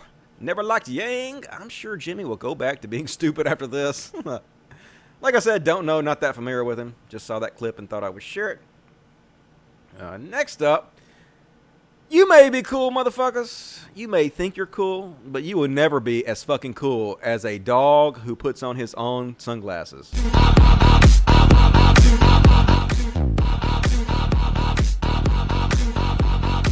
Deal with it. One more time.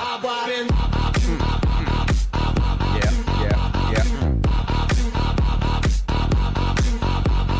I love that smile. You go, boy. A little fucking cutie patootie. I want to take him home with me. Stinking little cute shit. And, I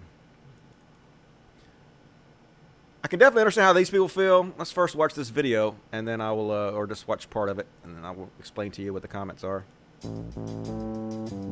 Lowell Herb Co. is one of California's largest marijuana companies. Lowell specializes in producing packs of pre-rolled joints. Last year, it rolled and sold over 4 million joints. In order to do so, Lowell needs a lot of cannabis. So, yeah, white people making all kinds of money with weed, and these black people are on there like, my father is doing 18 to 30 years for less than 10 grams of weed. What the fuck? And I can definitely understand how they're feeling. They're like, holy shit, really? Really? We get our lives thrown away for this shit, and white people get to become millionaires, nothing happens to them? What in the absolute fuck? Where is the justice in this world? Well, there's not any. Justice is a make-believe concept that people tell themselves so they don't kill themselves, basically. But, and this one says, yep, I just don't get it. White people make so much money off the marijuana industry, yet black people get thrown in jail for years for selling a few grams to make a living. Make it make sense. I can't. As one of Nixon's former aides said, the drug war was specifically meant to target hippies and black people. You know, it's not a bug, it's a feature. This is working as intended. You know, this is part of the white power structure set up by our society to keep minorities down and then make all the profit for ourselves, right? Or not for ourselves, because I ain't doing it, but for other white people are doing it for sure. And want to read a Galaxy Brain take? Here's some fucking real Galaxy Brain shit. This is Lars Larson. Apparently, he is a conservative radio talk show host and not an incredibly bright person. He says, gee, heroin now kills more people than deaths related in any way, including suicides to guns. You suppose that Democrats will propose laws against importation, sale, and use of this deadly drug?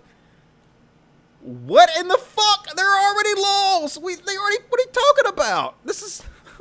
And of course, people are obviously shitting on him for this amazingly dumb take. I need my fully automatic heroin to protect my family. Heroin is my hobby. I am a heroin collector. I know how to use my heroin. I've taken heroin safety classes. And I'm not taking back the 5th grade graduation gift of 30 bags of heroin. My daughter was so happy. Why break her heart? She also has the right to own heroin. So anyway, everybody shitting on him about this dumb shit, as they should. Hilarious. Next up, you guys know Jacob Wall. Jacob Wall is the right-wing grifter who's lied multiple times. He's tried to pay people to claim that Robert Mueller sexually assaulted them so he can discredit the Mueller investigation. He's done several things like this over the years. But apparently his latest grift is pretending to travel the world, but forgetting to pose in front of different fisses. Yeah, look at him. I love how this natural pose where he's trying to show off his bicep. Ooh, it's totally natural. Look, this is how I always stand like this, with my bicep flexed. But anyway, he is in Tel Aviv, Israel right here. Look at this fence in the background. Definitely in Tel Aviv, Israel in here. And then in this one, he's in Minsk, Belarus, right?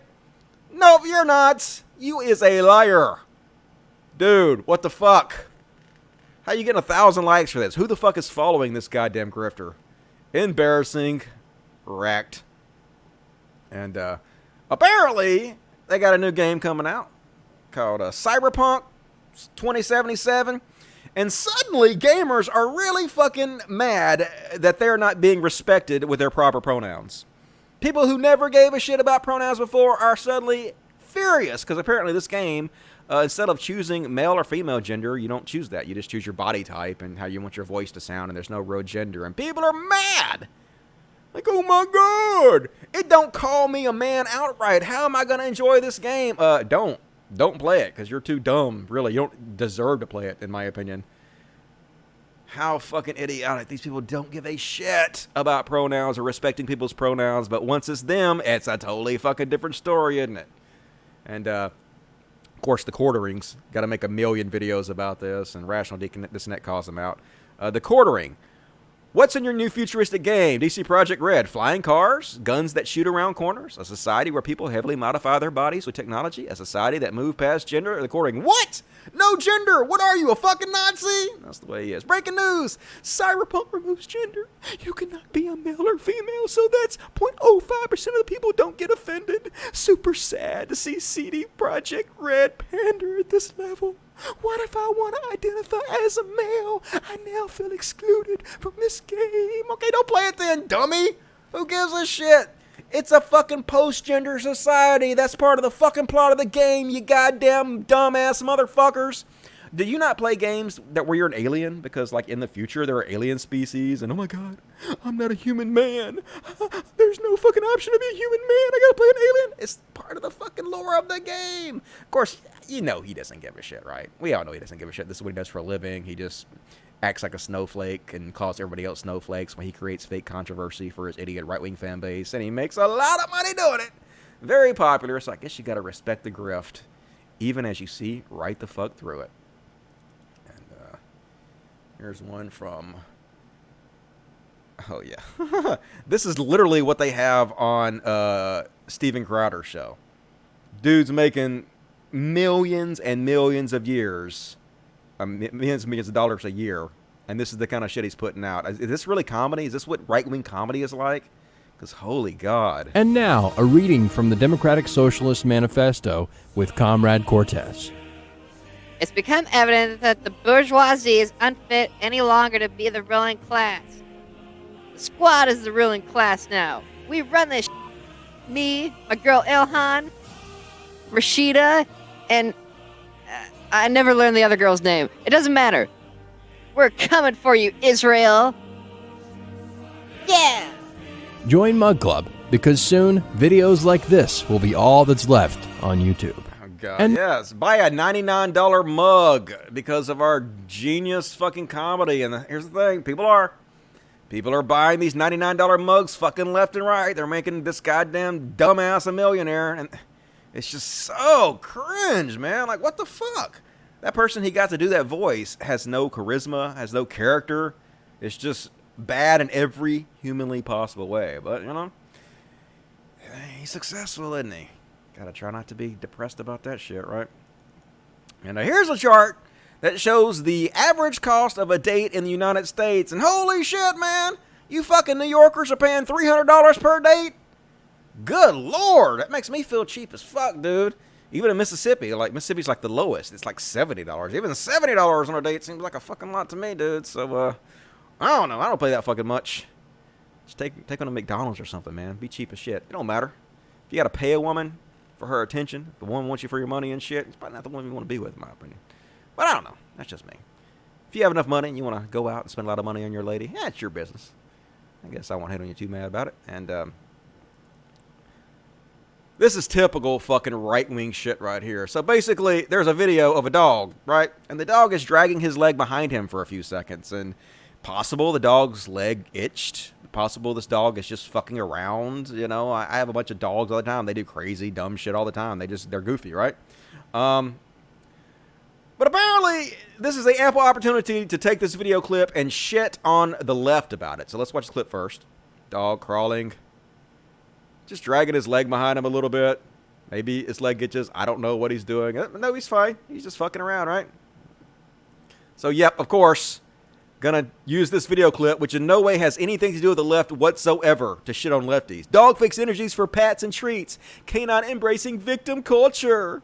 Toxic canine privilege. And, of course, this got 4,000 likes and people... Brad should try to be ashamed about it. Yeah. Check the dog's Twitter account for pronoun stats. He learned it well from his liberal owner. He's obviously been watching too much soccer. Actual footage of Rashida Tlaib. I mean, imagine. Using this fucking, like, anything they can think to own the libs. Things that have nothing to fucking do with us whatsoever. It's just so silly, but, you know, it works for them. That's got 200,000 views, and their right-wing shit-out audience eats it up, don't they? And, oh my god, this is why I don't watch fucking comic book TV shows or a superhero TV shows, either one. They're usually terrible. When you have stuff like this out there competing with stuff like The Boys, which is just fucking amazing, it's like social commentary instead of just cringe shit. Anyway, apparently this is from The Flash, and in this scene, a gorilla goes back in time to kill Barack Obama. Yep, not shitting ya.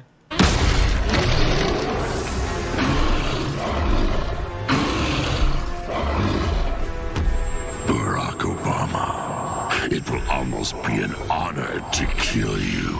God, that is cringe as fuck. CAF. Suboptimal, folks. Suboptimal. Oh, there was another one too. Let's watch the second scene from this amazingly intelligently done series, The Flash. Show the thread. All right, where's the next one? All right, here's the next one. It gets even worse somehow. How do you make this worse? They succeeded. You will not escape. Grodd will complete his mission. Time to make America Grodd again. Time to make America groan again, because that is groany as fuck. God damn it, that's terrible. Anyway, that's why I don't watch that fucking shit. And apparently, Trump just outright lied and claimed that China called several of his high-level people in his government because they immediately wanted to start up talks again to negotiate trade. And then basically they admitted, nope, he just lied about all that. He just fucking made that up because he didn't want the stock market to tank, and so he just lied to the stock market. And they literally asked him about this, and he was like, yep, that's just the way I negotiate. Basically, he just admits, yep, the way I negotiate is just to lie my ass off. That's just what I do. Typical Trump. And then, you know, Trump supporters like, it's cool. We don't care if he lies to us. You know, hey, the stock market went up, didn't it? He was right. What a genius Trump is to lie to us. That's the world we live in. People actually like it when you lie to them. They'll actually defend you over it. And here's one from Haley. Oh, God. Hard to believe this is real, folks, but this is a real fucking thing. Apparently, Trump is going to make a law. They just passed a law, I guess. As of October 29th, children born to U.S. service members outside of the U.S. will no longer be automatically considered citizen. Holy fucking shit. So imagine your government sends you overseas, and you don't have a choice, right? Because you signed up for the military, and the government tells you what to do, and you fucking do it. So while you're overseas, you meet a girl and fall in love, and you have a kid, and obviously you're a U.S. service member, you think, who has been forced to go overseas, you know, you didn't want to, and you had this kid, you think, of course, I'm a United States service member, this kid is a United States citizen, I can bring back to the country whenever, you know, I am able to transfer. Nope!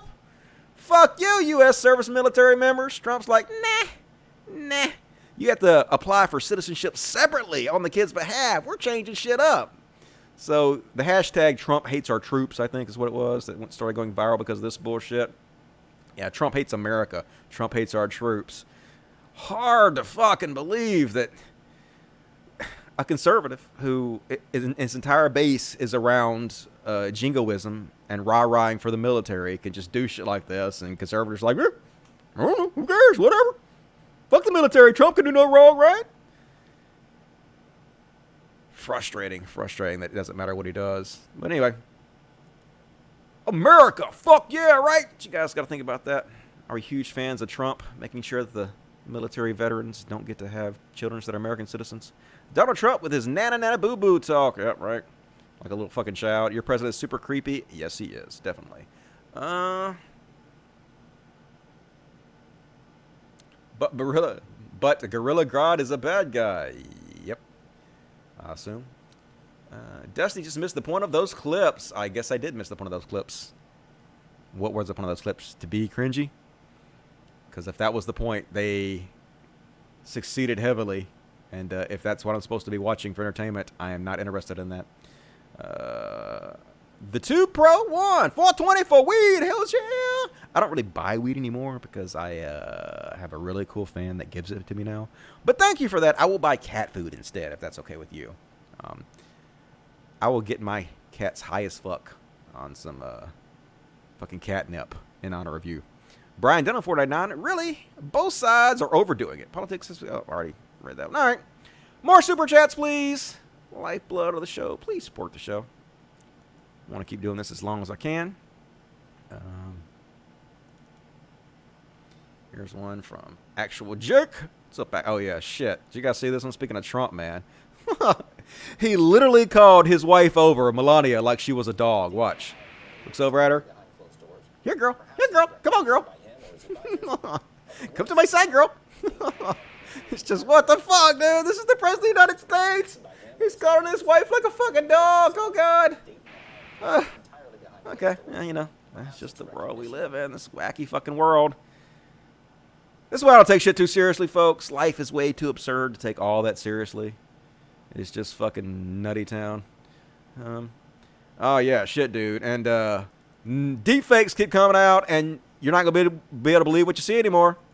How can you believe what you see anymore when they got shit like this out there? Genji Cohen is producing a show for Netflix. It's about a women's wrestling show from the 80s. And I was kind of like, what an idea. And they were like, no, it's a real thing. And I started Googling it, and the videos are crazy. It's the most bizarre thing because it wasn't just wrestling. It was like a real outlier from what wrestling was at the 80s. And it's like Hulk Hogan and the Iron Sheik and stuff like that. And then these are like women of all shapes and sizes. Like on our show, they were actresses and models who got cast on this show and learned how to wrestle. And they don't just wrestle on the show. They do sketches and they rap. Yeah. They rap. That's creepy as fuck, man. My agents called me to say, like I said before, eventually, before you play movies, you're going to be able to pick what actors you want to be in the starring roles. And eventually you'll probably be able to pick your own family to be in the movie. So you'll be able to see like the Matrix starring Tom Cruise or the Matrix starring you. That'll definitely be what the future's like. It's going to be really interesting to see. I can't wait to start a whole bunch of fucking movies myself.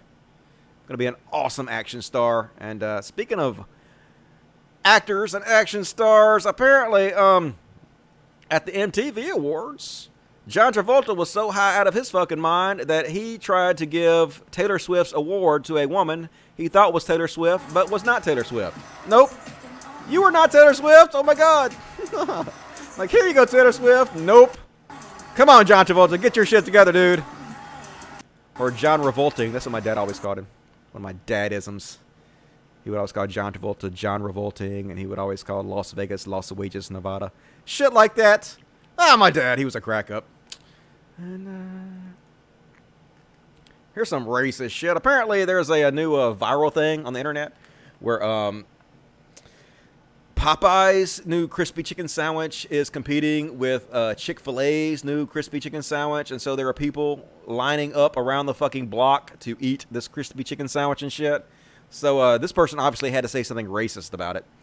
Why the line at the unemployment office ain't this long? Shaking my head. When we gonna wake up? I know it's a black guy, but he being racist too because he sees a bunch of black people and he immediately thinks unemployment line. How the fuck do you know these people are unemployed or poor in any way? I mean, that's just racist as fuck. Just automatically assume, oh, a bunch of black people. They obviously need to be in the unemployment line, right? Instead of fucking getting chicken on their lunch break. most of these people are probably like fucking on their lunch hour from their jobs and shit. Like, tell me black people can't be racist against other black people. Seriously. And this person correctly stomped them into the fucking ground by saying there were literally droves of whites that stormed McDonald's for some fucking sauce they saw in Rick and Morty. And there was. Remember the lines around the corner? For fucking shitty Szechuan sauce. Remember the cringy Asian guy jumping on the counter and Pickle Rick! Remember all that shit? Yeah, I remember. Were you on here saying, why aren't all these white people on the unemployment line? I bet you fucking weren't. You know why? Because they're white. You see them differently. Don't matter if you're black or not, right? And apparently Blair White put out a video about, I guess there was some kind of pedophile who was trying to get involved in the drag queen story hour at libraries and whatnot. So, of course, Blair White got to call this shit out and try to make trans people look like they're full of pedophiles and shit, and not just trans people, but drag. I know there's a difference between drag queens and trans people, but she's doing this to kind of muddy the whole water and throw them all together. And basically, so she puts out, the title is basically, this drag queen is a pedophile predator, right? And she puts, that's what she puts in the title of the video, but she puts this guy in the fucking thumbnail, and this guy has nothing to do with being any kind of predator. So poor guy, she just picks him because he's bearded and scary looking, and she knows this will freak out her fucking audience and make her audience think bad about drag queens and transgender people. So she puts this scary looking, oh my god, person in the fucking thumbnail of the clip, even though they don't have anything to do with, you know, being a bad person whatsoever. So, suboptimal. What a giant fucking piece of shit. Like, if I were him, I might think about, I guess I wouldn't sue or anything, but she definitely should be called out for it. And Vadim called her out, so that was good to see. Eventually, she did change the thumbnail. She changed it to this person. I guess this person is the actual person. That's, I'm a predator, but it's okay because I'm a drag queen. That was the title of the video, that she had this person in. So anybody that saw the thumbnail thinks that this person is the predator because he's so scary looking. When it's the actual predator is something more that more passes. But she obviously originally did want to put a picture of a passing drag queen in there because it's not as scary as this. And her whole thing is to clickbait and scare her audience. Because, you know, her type of transness is the only type of transness that is acceptable. You have to pass. If you don't pass, they're fucking bigots towards you, right? You know, they think that they get to decide what kind of drag queen you have to be and what kind of trans person you have to be. Total piece of shit. Hope more people call her out for this bullshit. And Jerry Falwell Jr. is at it again. I know you guys might think, hey, I already heard this before, but nope, this is a new one. So you remember, Jerry Falwell ended up buying a gay flop house with a pool boy he met at a hotel room that him and his wife struck up a friendship with. And yeah, he paid like $3 or $4 million to buy a gay flop house for his pool boy who was just friends with him. So this is another story now. Now he has paid $2 million to a young personal trainer that him and his wife hung out with. So they can buy a sprawling sports complex that was on the land that used to belong to the church, or maybe it was his school or whatever. His you know, he's the president of the largest Christian school in the world.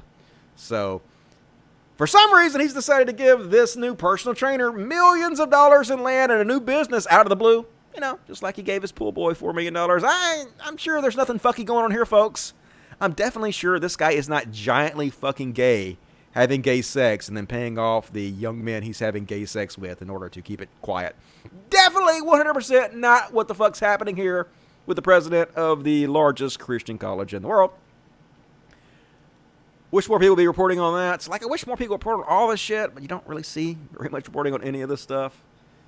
Kind of depressing. And this is real life, folks. This is not a joke. This is something that Sargon actually said about himself. Perhaps the least self-aware thing I have ever heard in my entire fucking life. So the question is, what passions are influencing you to rationalize your actions? In the spirit of fair play and honesty, I will tell you mine first. Mine are for the protection of my ego. I fear public humiliation and disgrace, and I do everything I can to avoid it. This is why I do my best to be as objective as I can be, and as ethical and moral as possible. So the question is, what passions are influencing you to God. rationalize your actions? It's replaying, but holy shit. Can you imagine someone with less fucking self-awareness, like Sargon is fucking an honest agent in any of this? Person who cherry picks one-sided information to make the left look bad while he covers for the alt-right continuously, who specifically said he's rooting for the alt-right over SJWs because apparently white supremacists are more dangerous than people that want equality. You know, people that are fighting fascism are worse than the fascists. To Galaxy Brain, Sargon. So it's just so hilarious. Like, what the fuck? How can we take any of this fucking shit seriously? It's so stupid. And, yeah. I showed you guys this on the last show. Apparently he's hanging out. Apparently he was on the Alex Jones show today. I didn't watch it, but people are rightly roasting these three for being together. Alt-right said Fred. It's the name of their band. Destiny's Child Support. Pretty funny. Pretty funny. I dig it. What do you guys got to say about that? Let me check on the trip. Check on the chat. Check on the chat. Yep, really disgusting. Definitely agrees. Actual footage, Andy Ngo. Claudia Brown. Ooh, Miss Claudia Brown said. New York is expensive as hell. I know, right? I hear little fucking shoebox apartments are like 200 square feet or like, you know, multiple thousands of dollars a month. It's crazy. Glad I don't fucking live there. I bought a 3,600 square foot house. I bought a 3,600 square foot house for $14,500. I shit you not. That's how amazing the deals on property are here in Mississippi. You can really find some fucking bargains if you're brave as shit. Which luckily I am. So, anyway, let's see if I got any more super chats. Super chats. No more super chats. I need more super chats, please. Please consider supporting the show so I can keep doing this. I have about another 15 minutes in the show. So, last chance to get the super chats, please. And,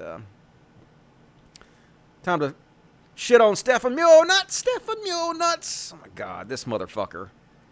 So H-Bomber guy's busting him out. You call yourself a genius philosopher on Twitter all day, mate. And Stefan Mule Nuts is like, funny thing is, I never referred to myself in those terms. Guy called better work alpha for height, looks and money. Height unearned, looks unearned, money unearned. Alpha is not accident. I went from being the son of a single welfare mom to a software entrepreneur and the most influential modern philosopher.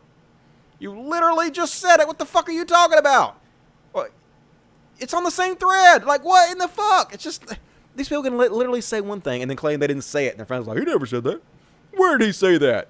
Except for right there where he fucking said it. I mean, I can't believe he got almost 2,500 likes for this brag about how alpha he is. Is Stefan Mule Nuts really an alpha guy? Has anybody seen Stefan Mule Nuts with any really high quality, beautiful, beautiful women? Because, I don't know. To me, I think for a lot of men, especially a lot of chuds like Stefan Mule Nuts, what they consider alpha are men who can attract high quality women. And, I think I would take the Pepsi challenge with you any day, Stefan Mule Nuts. And I definitely don't consider myself an alpha in any way. I am definitely not an alpha. I think that whole concept is fucking stupid, but I doubt very seriously, you done better in that department than I have, you fucking chud. Sad. So sad. Stefan Mule Nuts. And, I guess this is the same one talking about him being alpha. Imagine in 2019 still using the alpha beta language in a non-ironic fashion. Cringe as fuck. And apparently, speaking of cringe as fuck, Tim Pool has had a stalker come to his house. And I don't know if he's trying to claim that this stalker was somebody harassing him because he's probably trying to blame this on liberals if I know Tim Pool. But it's basically somebody who said they were a fan. They're one of your crazy fans, Tim Pool. Obviously, you're attracting crazy fucking assholes because, you know, that's what right-wing grifters like you do. You appeal to the lowest common denominator, and a lot of those times the lowest common denominators are really mentally unstable people. And that's why they're coming to your house. So, yeah, this is your fan base, Tim. You know, maybe you should think about, I don't know, changing your ways so you don't attract insane idiots.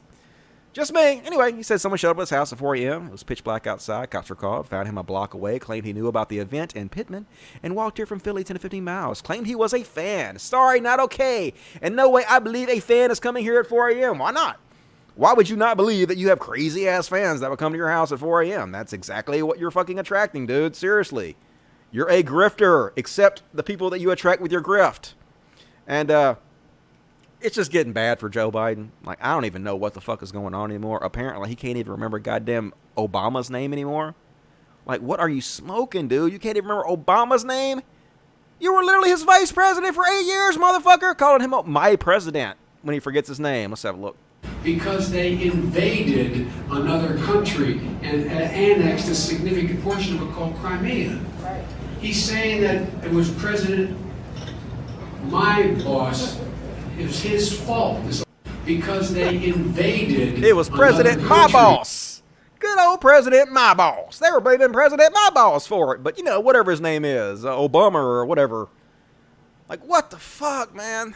This guy really the leading candidate on the Democratic side? I mean, I know the latest polls show Bernie Sanders ahead, but I'm just saying, you guys trying to tell me this is the motherfucker that's the leading candidate? How in the fuck could this be real, dudes? Seriously, I'm gonna be depressed if this guy's the president. Holy shit, really? They like pick one of the worst fucking possible people to go against Trump. Might as well just elect him for another goddamn 4 years at this rate.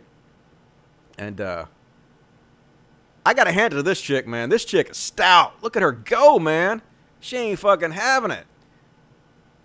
She bad. She's strong. She's slutting that guy down. Pushing him down again. Pushing him down again. Yep. That girl is thick. She built like a tank. Don't fuck with that girl. She's like, don't you get up. Don't you fucking dare get up. Stay your ass down. Stay your ass down. And that dude just getting shoved around like a rag doll. Poor guy. He just trying to get up, but she ain't fucking having it. And he probably ain't gonna do nothing about it because she's a girl. Can't hit her back. Even though you probably shouldn't, because they'll jump on you for that, dude. And here is the most Joe Rogan clip of all time, I think. This is quintessential Joe Rogan. Here he says something that's really deep and meaningful, introspective, interesting. But instead of actually like getting into it in any meaningful way or exploring how his actions might be causing this to happen or how he might help it not to happen or how he or anyway having any kind of valuable introspection, he gets distracted immediately and changes the subject. So let's have a look. Click, bitch. In the eyes of the law is worth more. How strange is it that we put like a monetary value on actual life itself? Wow, it's just such a strange concept. Yeah. Did you see that guy accidentally hit that moose with his car? No. Holy shit, Jamie, pull that video up. In the eyes of the law. It's so strange that our capitalist society makes everything a dollar sign. Our entire lives are nothing but money to these people. Let's change the subject immediately and go on to a moose-eating guy. Yeah. That's a great segue, isn't it? Let's not talk about this important shit anymore. Funny. But typical Joe Rogan. Gotta laugh, keep him crying. And let's see what else I got. I got about another 10 minutes left on the show. So I got all this shit to cover in the next 10 minutes. So let's see what we got here. Did you guys see this? This fucking guy out in Virginia. He murdered 2 people. He murdered 2 women and a child. I guess he murdered 3 people. And then he ran around naked for like an hour, attacked police officers, choked an old man, and nobody shot his ass. What the fuck? Now, seriously, I think some black people got some justifiable complaints about, look, trying to strangle an old man. No one's shooting him? Like, what the fuck, dude? How is this even possible? Murdered 3 people. Gonna just take him non-violently and shit? Just imagine a black dude just murdered 3 people, running up to cops, punching them, choking elderly people, elderly white people. You telling me they ain't gonna shoot that motherfucker? I mean, maybe. I guess there's a chance maybe they wouldn't. But you gotta admit, it's a lot more chance they would than shooting a white dude. That's just my opinion. It seems pretty obvious to me. And this was a sad story to hear. Apparently the fastest woman on wheels, Jessie Combs, she was, for a short time, she was on Mythbusters when Kari, whatever her name is, she, I guess, had a baby. And so this woman was on Mythbusters, and she had a couple of other reality shows or whatnot. But apparently she was trying to set a land speed record in a rocket car After breaking 398 miles per hour, 400 miles per hour, she crashed and died. So that's sad. That's why I try not to get involved in like super dangerous activities for no reason, because it seems like you're just taking your life into your own hands for no reason. But I mean, I guess she died doing what she loved.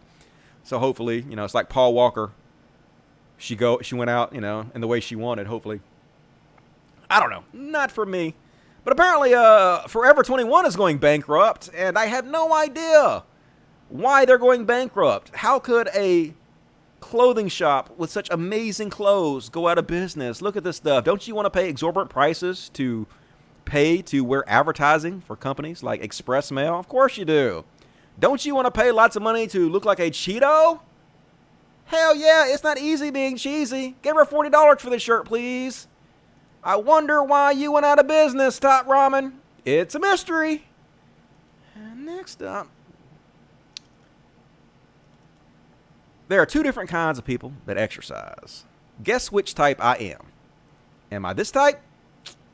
Or am I this type? Yep, there's me, who's a good boy. Yeah, at least he's so tired from all that working out. Yeah, he is.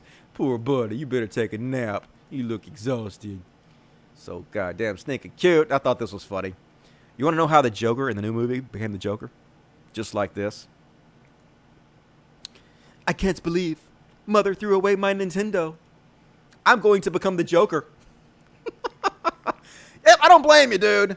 I will become the Joker too. Start killing fucking everybody. Goddamn mama, don't you goddamn throw away my fucking Nintendo. I will Joker everything. Goddamn no. And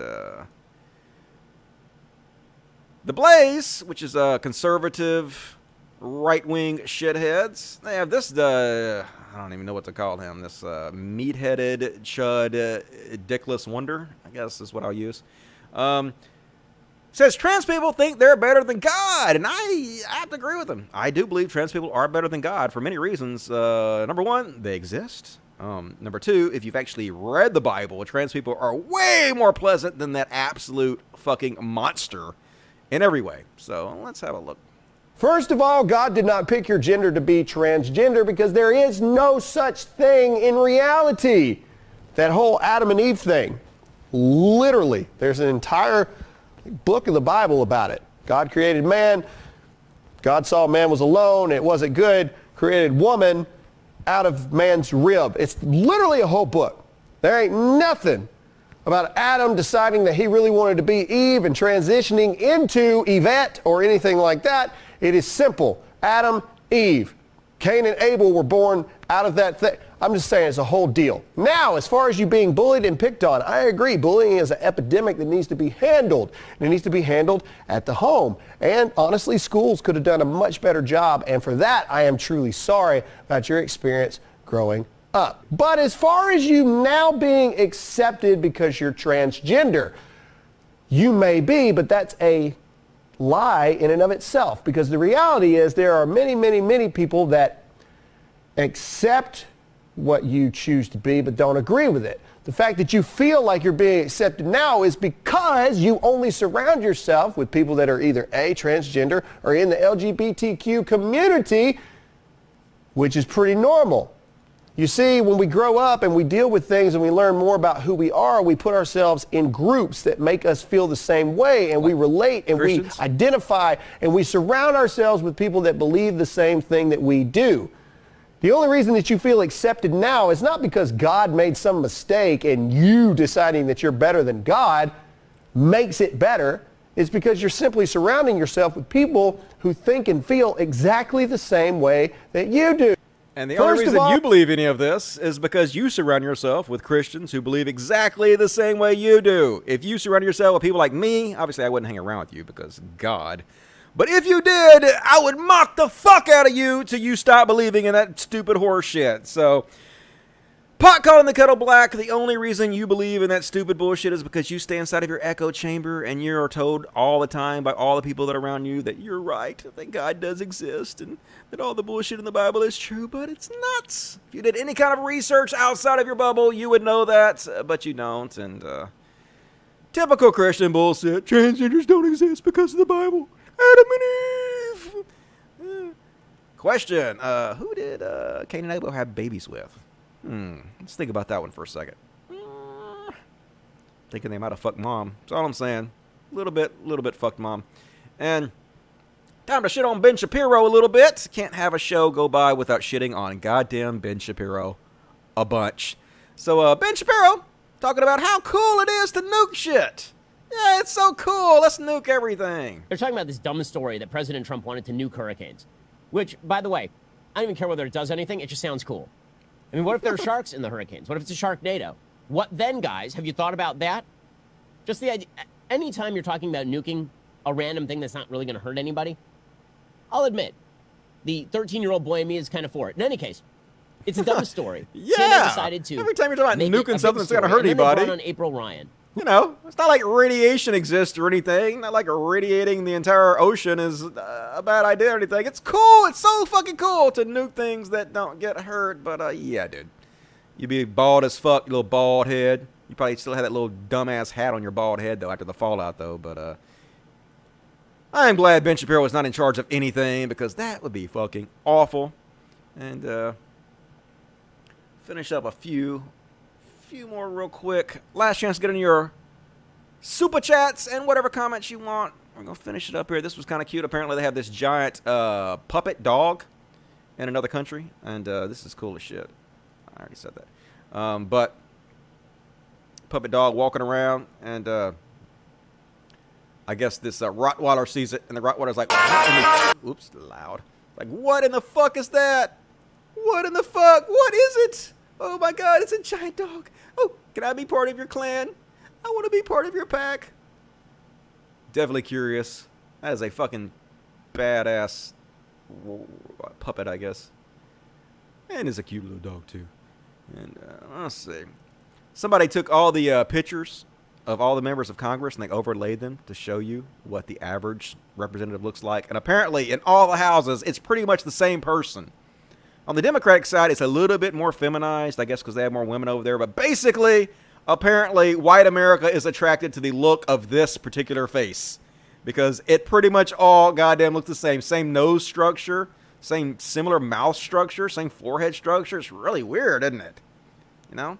It's almost like we are part of a society that has a white power structure that was specifically set up to enable and transfer power to white people generation after generation at the expense of minorities. I don't know.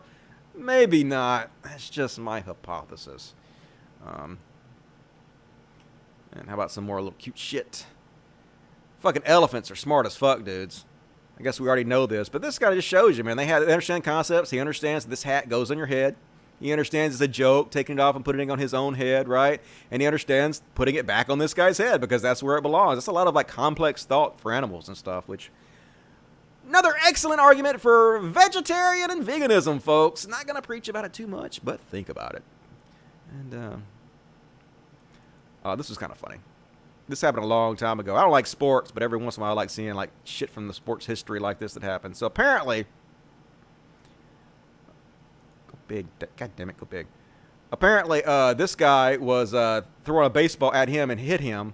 And so he was pissed. So he bunched the ball on purpose in order, so the pitcher runs over here so he can fucking smack this goddamn pitcher for throwing the ball at him. And of course, did not go over well. They was mad. Yep, pitcher hit him with the ball. And he's like, fuck that shit, I'll show you. Yeah. Boom! Sweet revenge! You can't block the guy for the plate. I'm pretty sure that's not legal, but it's awesome. So, you go, boy.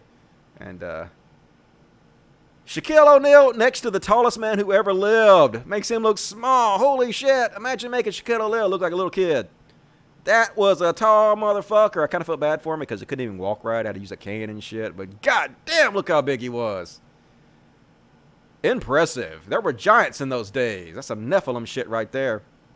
And here's a shaved cat with everything shaved except for his face. That looks weird, doesn't it? That doesn't even look right. That looks Photoshop, poor thing. He don't seem too happy about it. He's like, what the fuck is going on? Why are you filming me? This is not funny. I will kill you, humans. You don't even fucking know, humans. Don't even fucking know. And, last up, surprise, surprise, this Kentucky principal who was trying to ban homosexual content was busted for child porn. Shocker! Happens over and over and over again. These people are all the goddamn same. Gotta worry about the gays, right? It's the gays, they're gonna get you. But nope. It's these motherfucker molesting your children. That's what you should be worried about. And anyway. We finish up with the super chats. Crew, $10, said, Sup, I honor you by smoking a bowl. I will also be smoking a bowl in about 5 minutes when the show's over. I will join you. Thank you for that, crew. I appreciate that. Zai, $5. Trans rights. Hills, yeah. Billy Boy Blue, $5. If a pedo died because his dad blew him away with a shotgun, would you say he died doing what he loves? Gratimer's everything. Okay. I guess that's true. He would die doing what he loves. That's true. Do you think Laurenchen's an honest actor? Not really. I think she's just a right-wing chud who will say anything that she has to say to own the libs and make money. I don't think she's particularly honest. It's not like they equally call out the right in the same way they call it the left. And if you don't do that, I don't think you're very honest, are you? What? Oh, God. The progressive voice, R9, was Gotink's SSJ3 stronger than Goku's SSJ3? Totally. It was way strong. Wasn't even. How is this even a question? Obviously, Gotink's SSJ3 was way stronger than Goku's. Goku's was like weak as fuck. It's like, why was that even there? I was embarrassed for Goku. So, thank you for that. Appreciate that. Billy Boy Blue Chappelle said, why can't I say N-word with impunity, but can't say gay slurs? They said, well, Dave, you're not gay. He said, well, I'm not N-word either. Yes, that's true. That is what happened. But at the same time, it's taking the word back, as I explained, which is very easy to understand. Not a complicated concept. Anyway, Friday night just got paid. All right. Woohoo. Thank you, Beast Nation. I will take your $2. I will spend the fuck out of it. Appreciate that. And Castrix Defiance, $2. Appreciate that. Anybody that wants to give me a super chat, very, very last chance. I'm going to read little regular chats for a minute, and then the show's going to be over. So let's see here. That's fair enough, Dusty. I don't know what I said, but I'm just going to agree. I was probably extremely fair. Dude is dead now and had multiple health problems. Who are we talking about? I'm all lost because I don't remember. It's the whole problem with trying to keep up with the fucking chat. Thanks for the elephant, Dusty. That was cool. Yeah, elephants rock. I sure hate to think that people have killed so many of them for their ivory over the years for fucking nothing. Goddamn nothing. Murder these fucking beautiful, majestic animals. Just humans. Goddamn. Sharknado! I know, right? Sharknado's cool. He's like 40. I know, right? Little Benny Shapiro. Little Benny Shapiro. I am Ben Shapiro.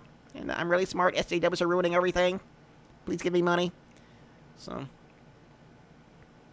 Anyway, I guess that's pretty much it for me, folks. I will be back on Monday. Monday. I have another excellent fucking show for you guys then. I have to cover all this shit. I keep skipping on all these fucking shows. I keep running out of time on these shows. But, white people in the N-word, I know, right?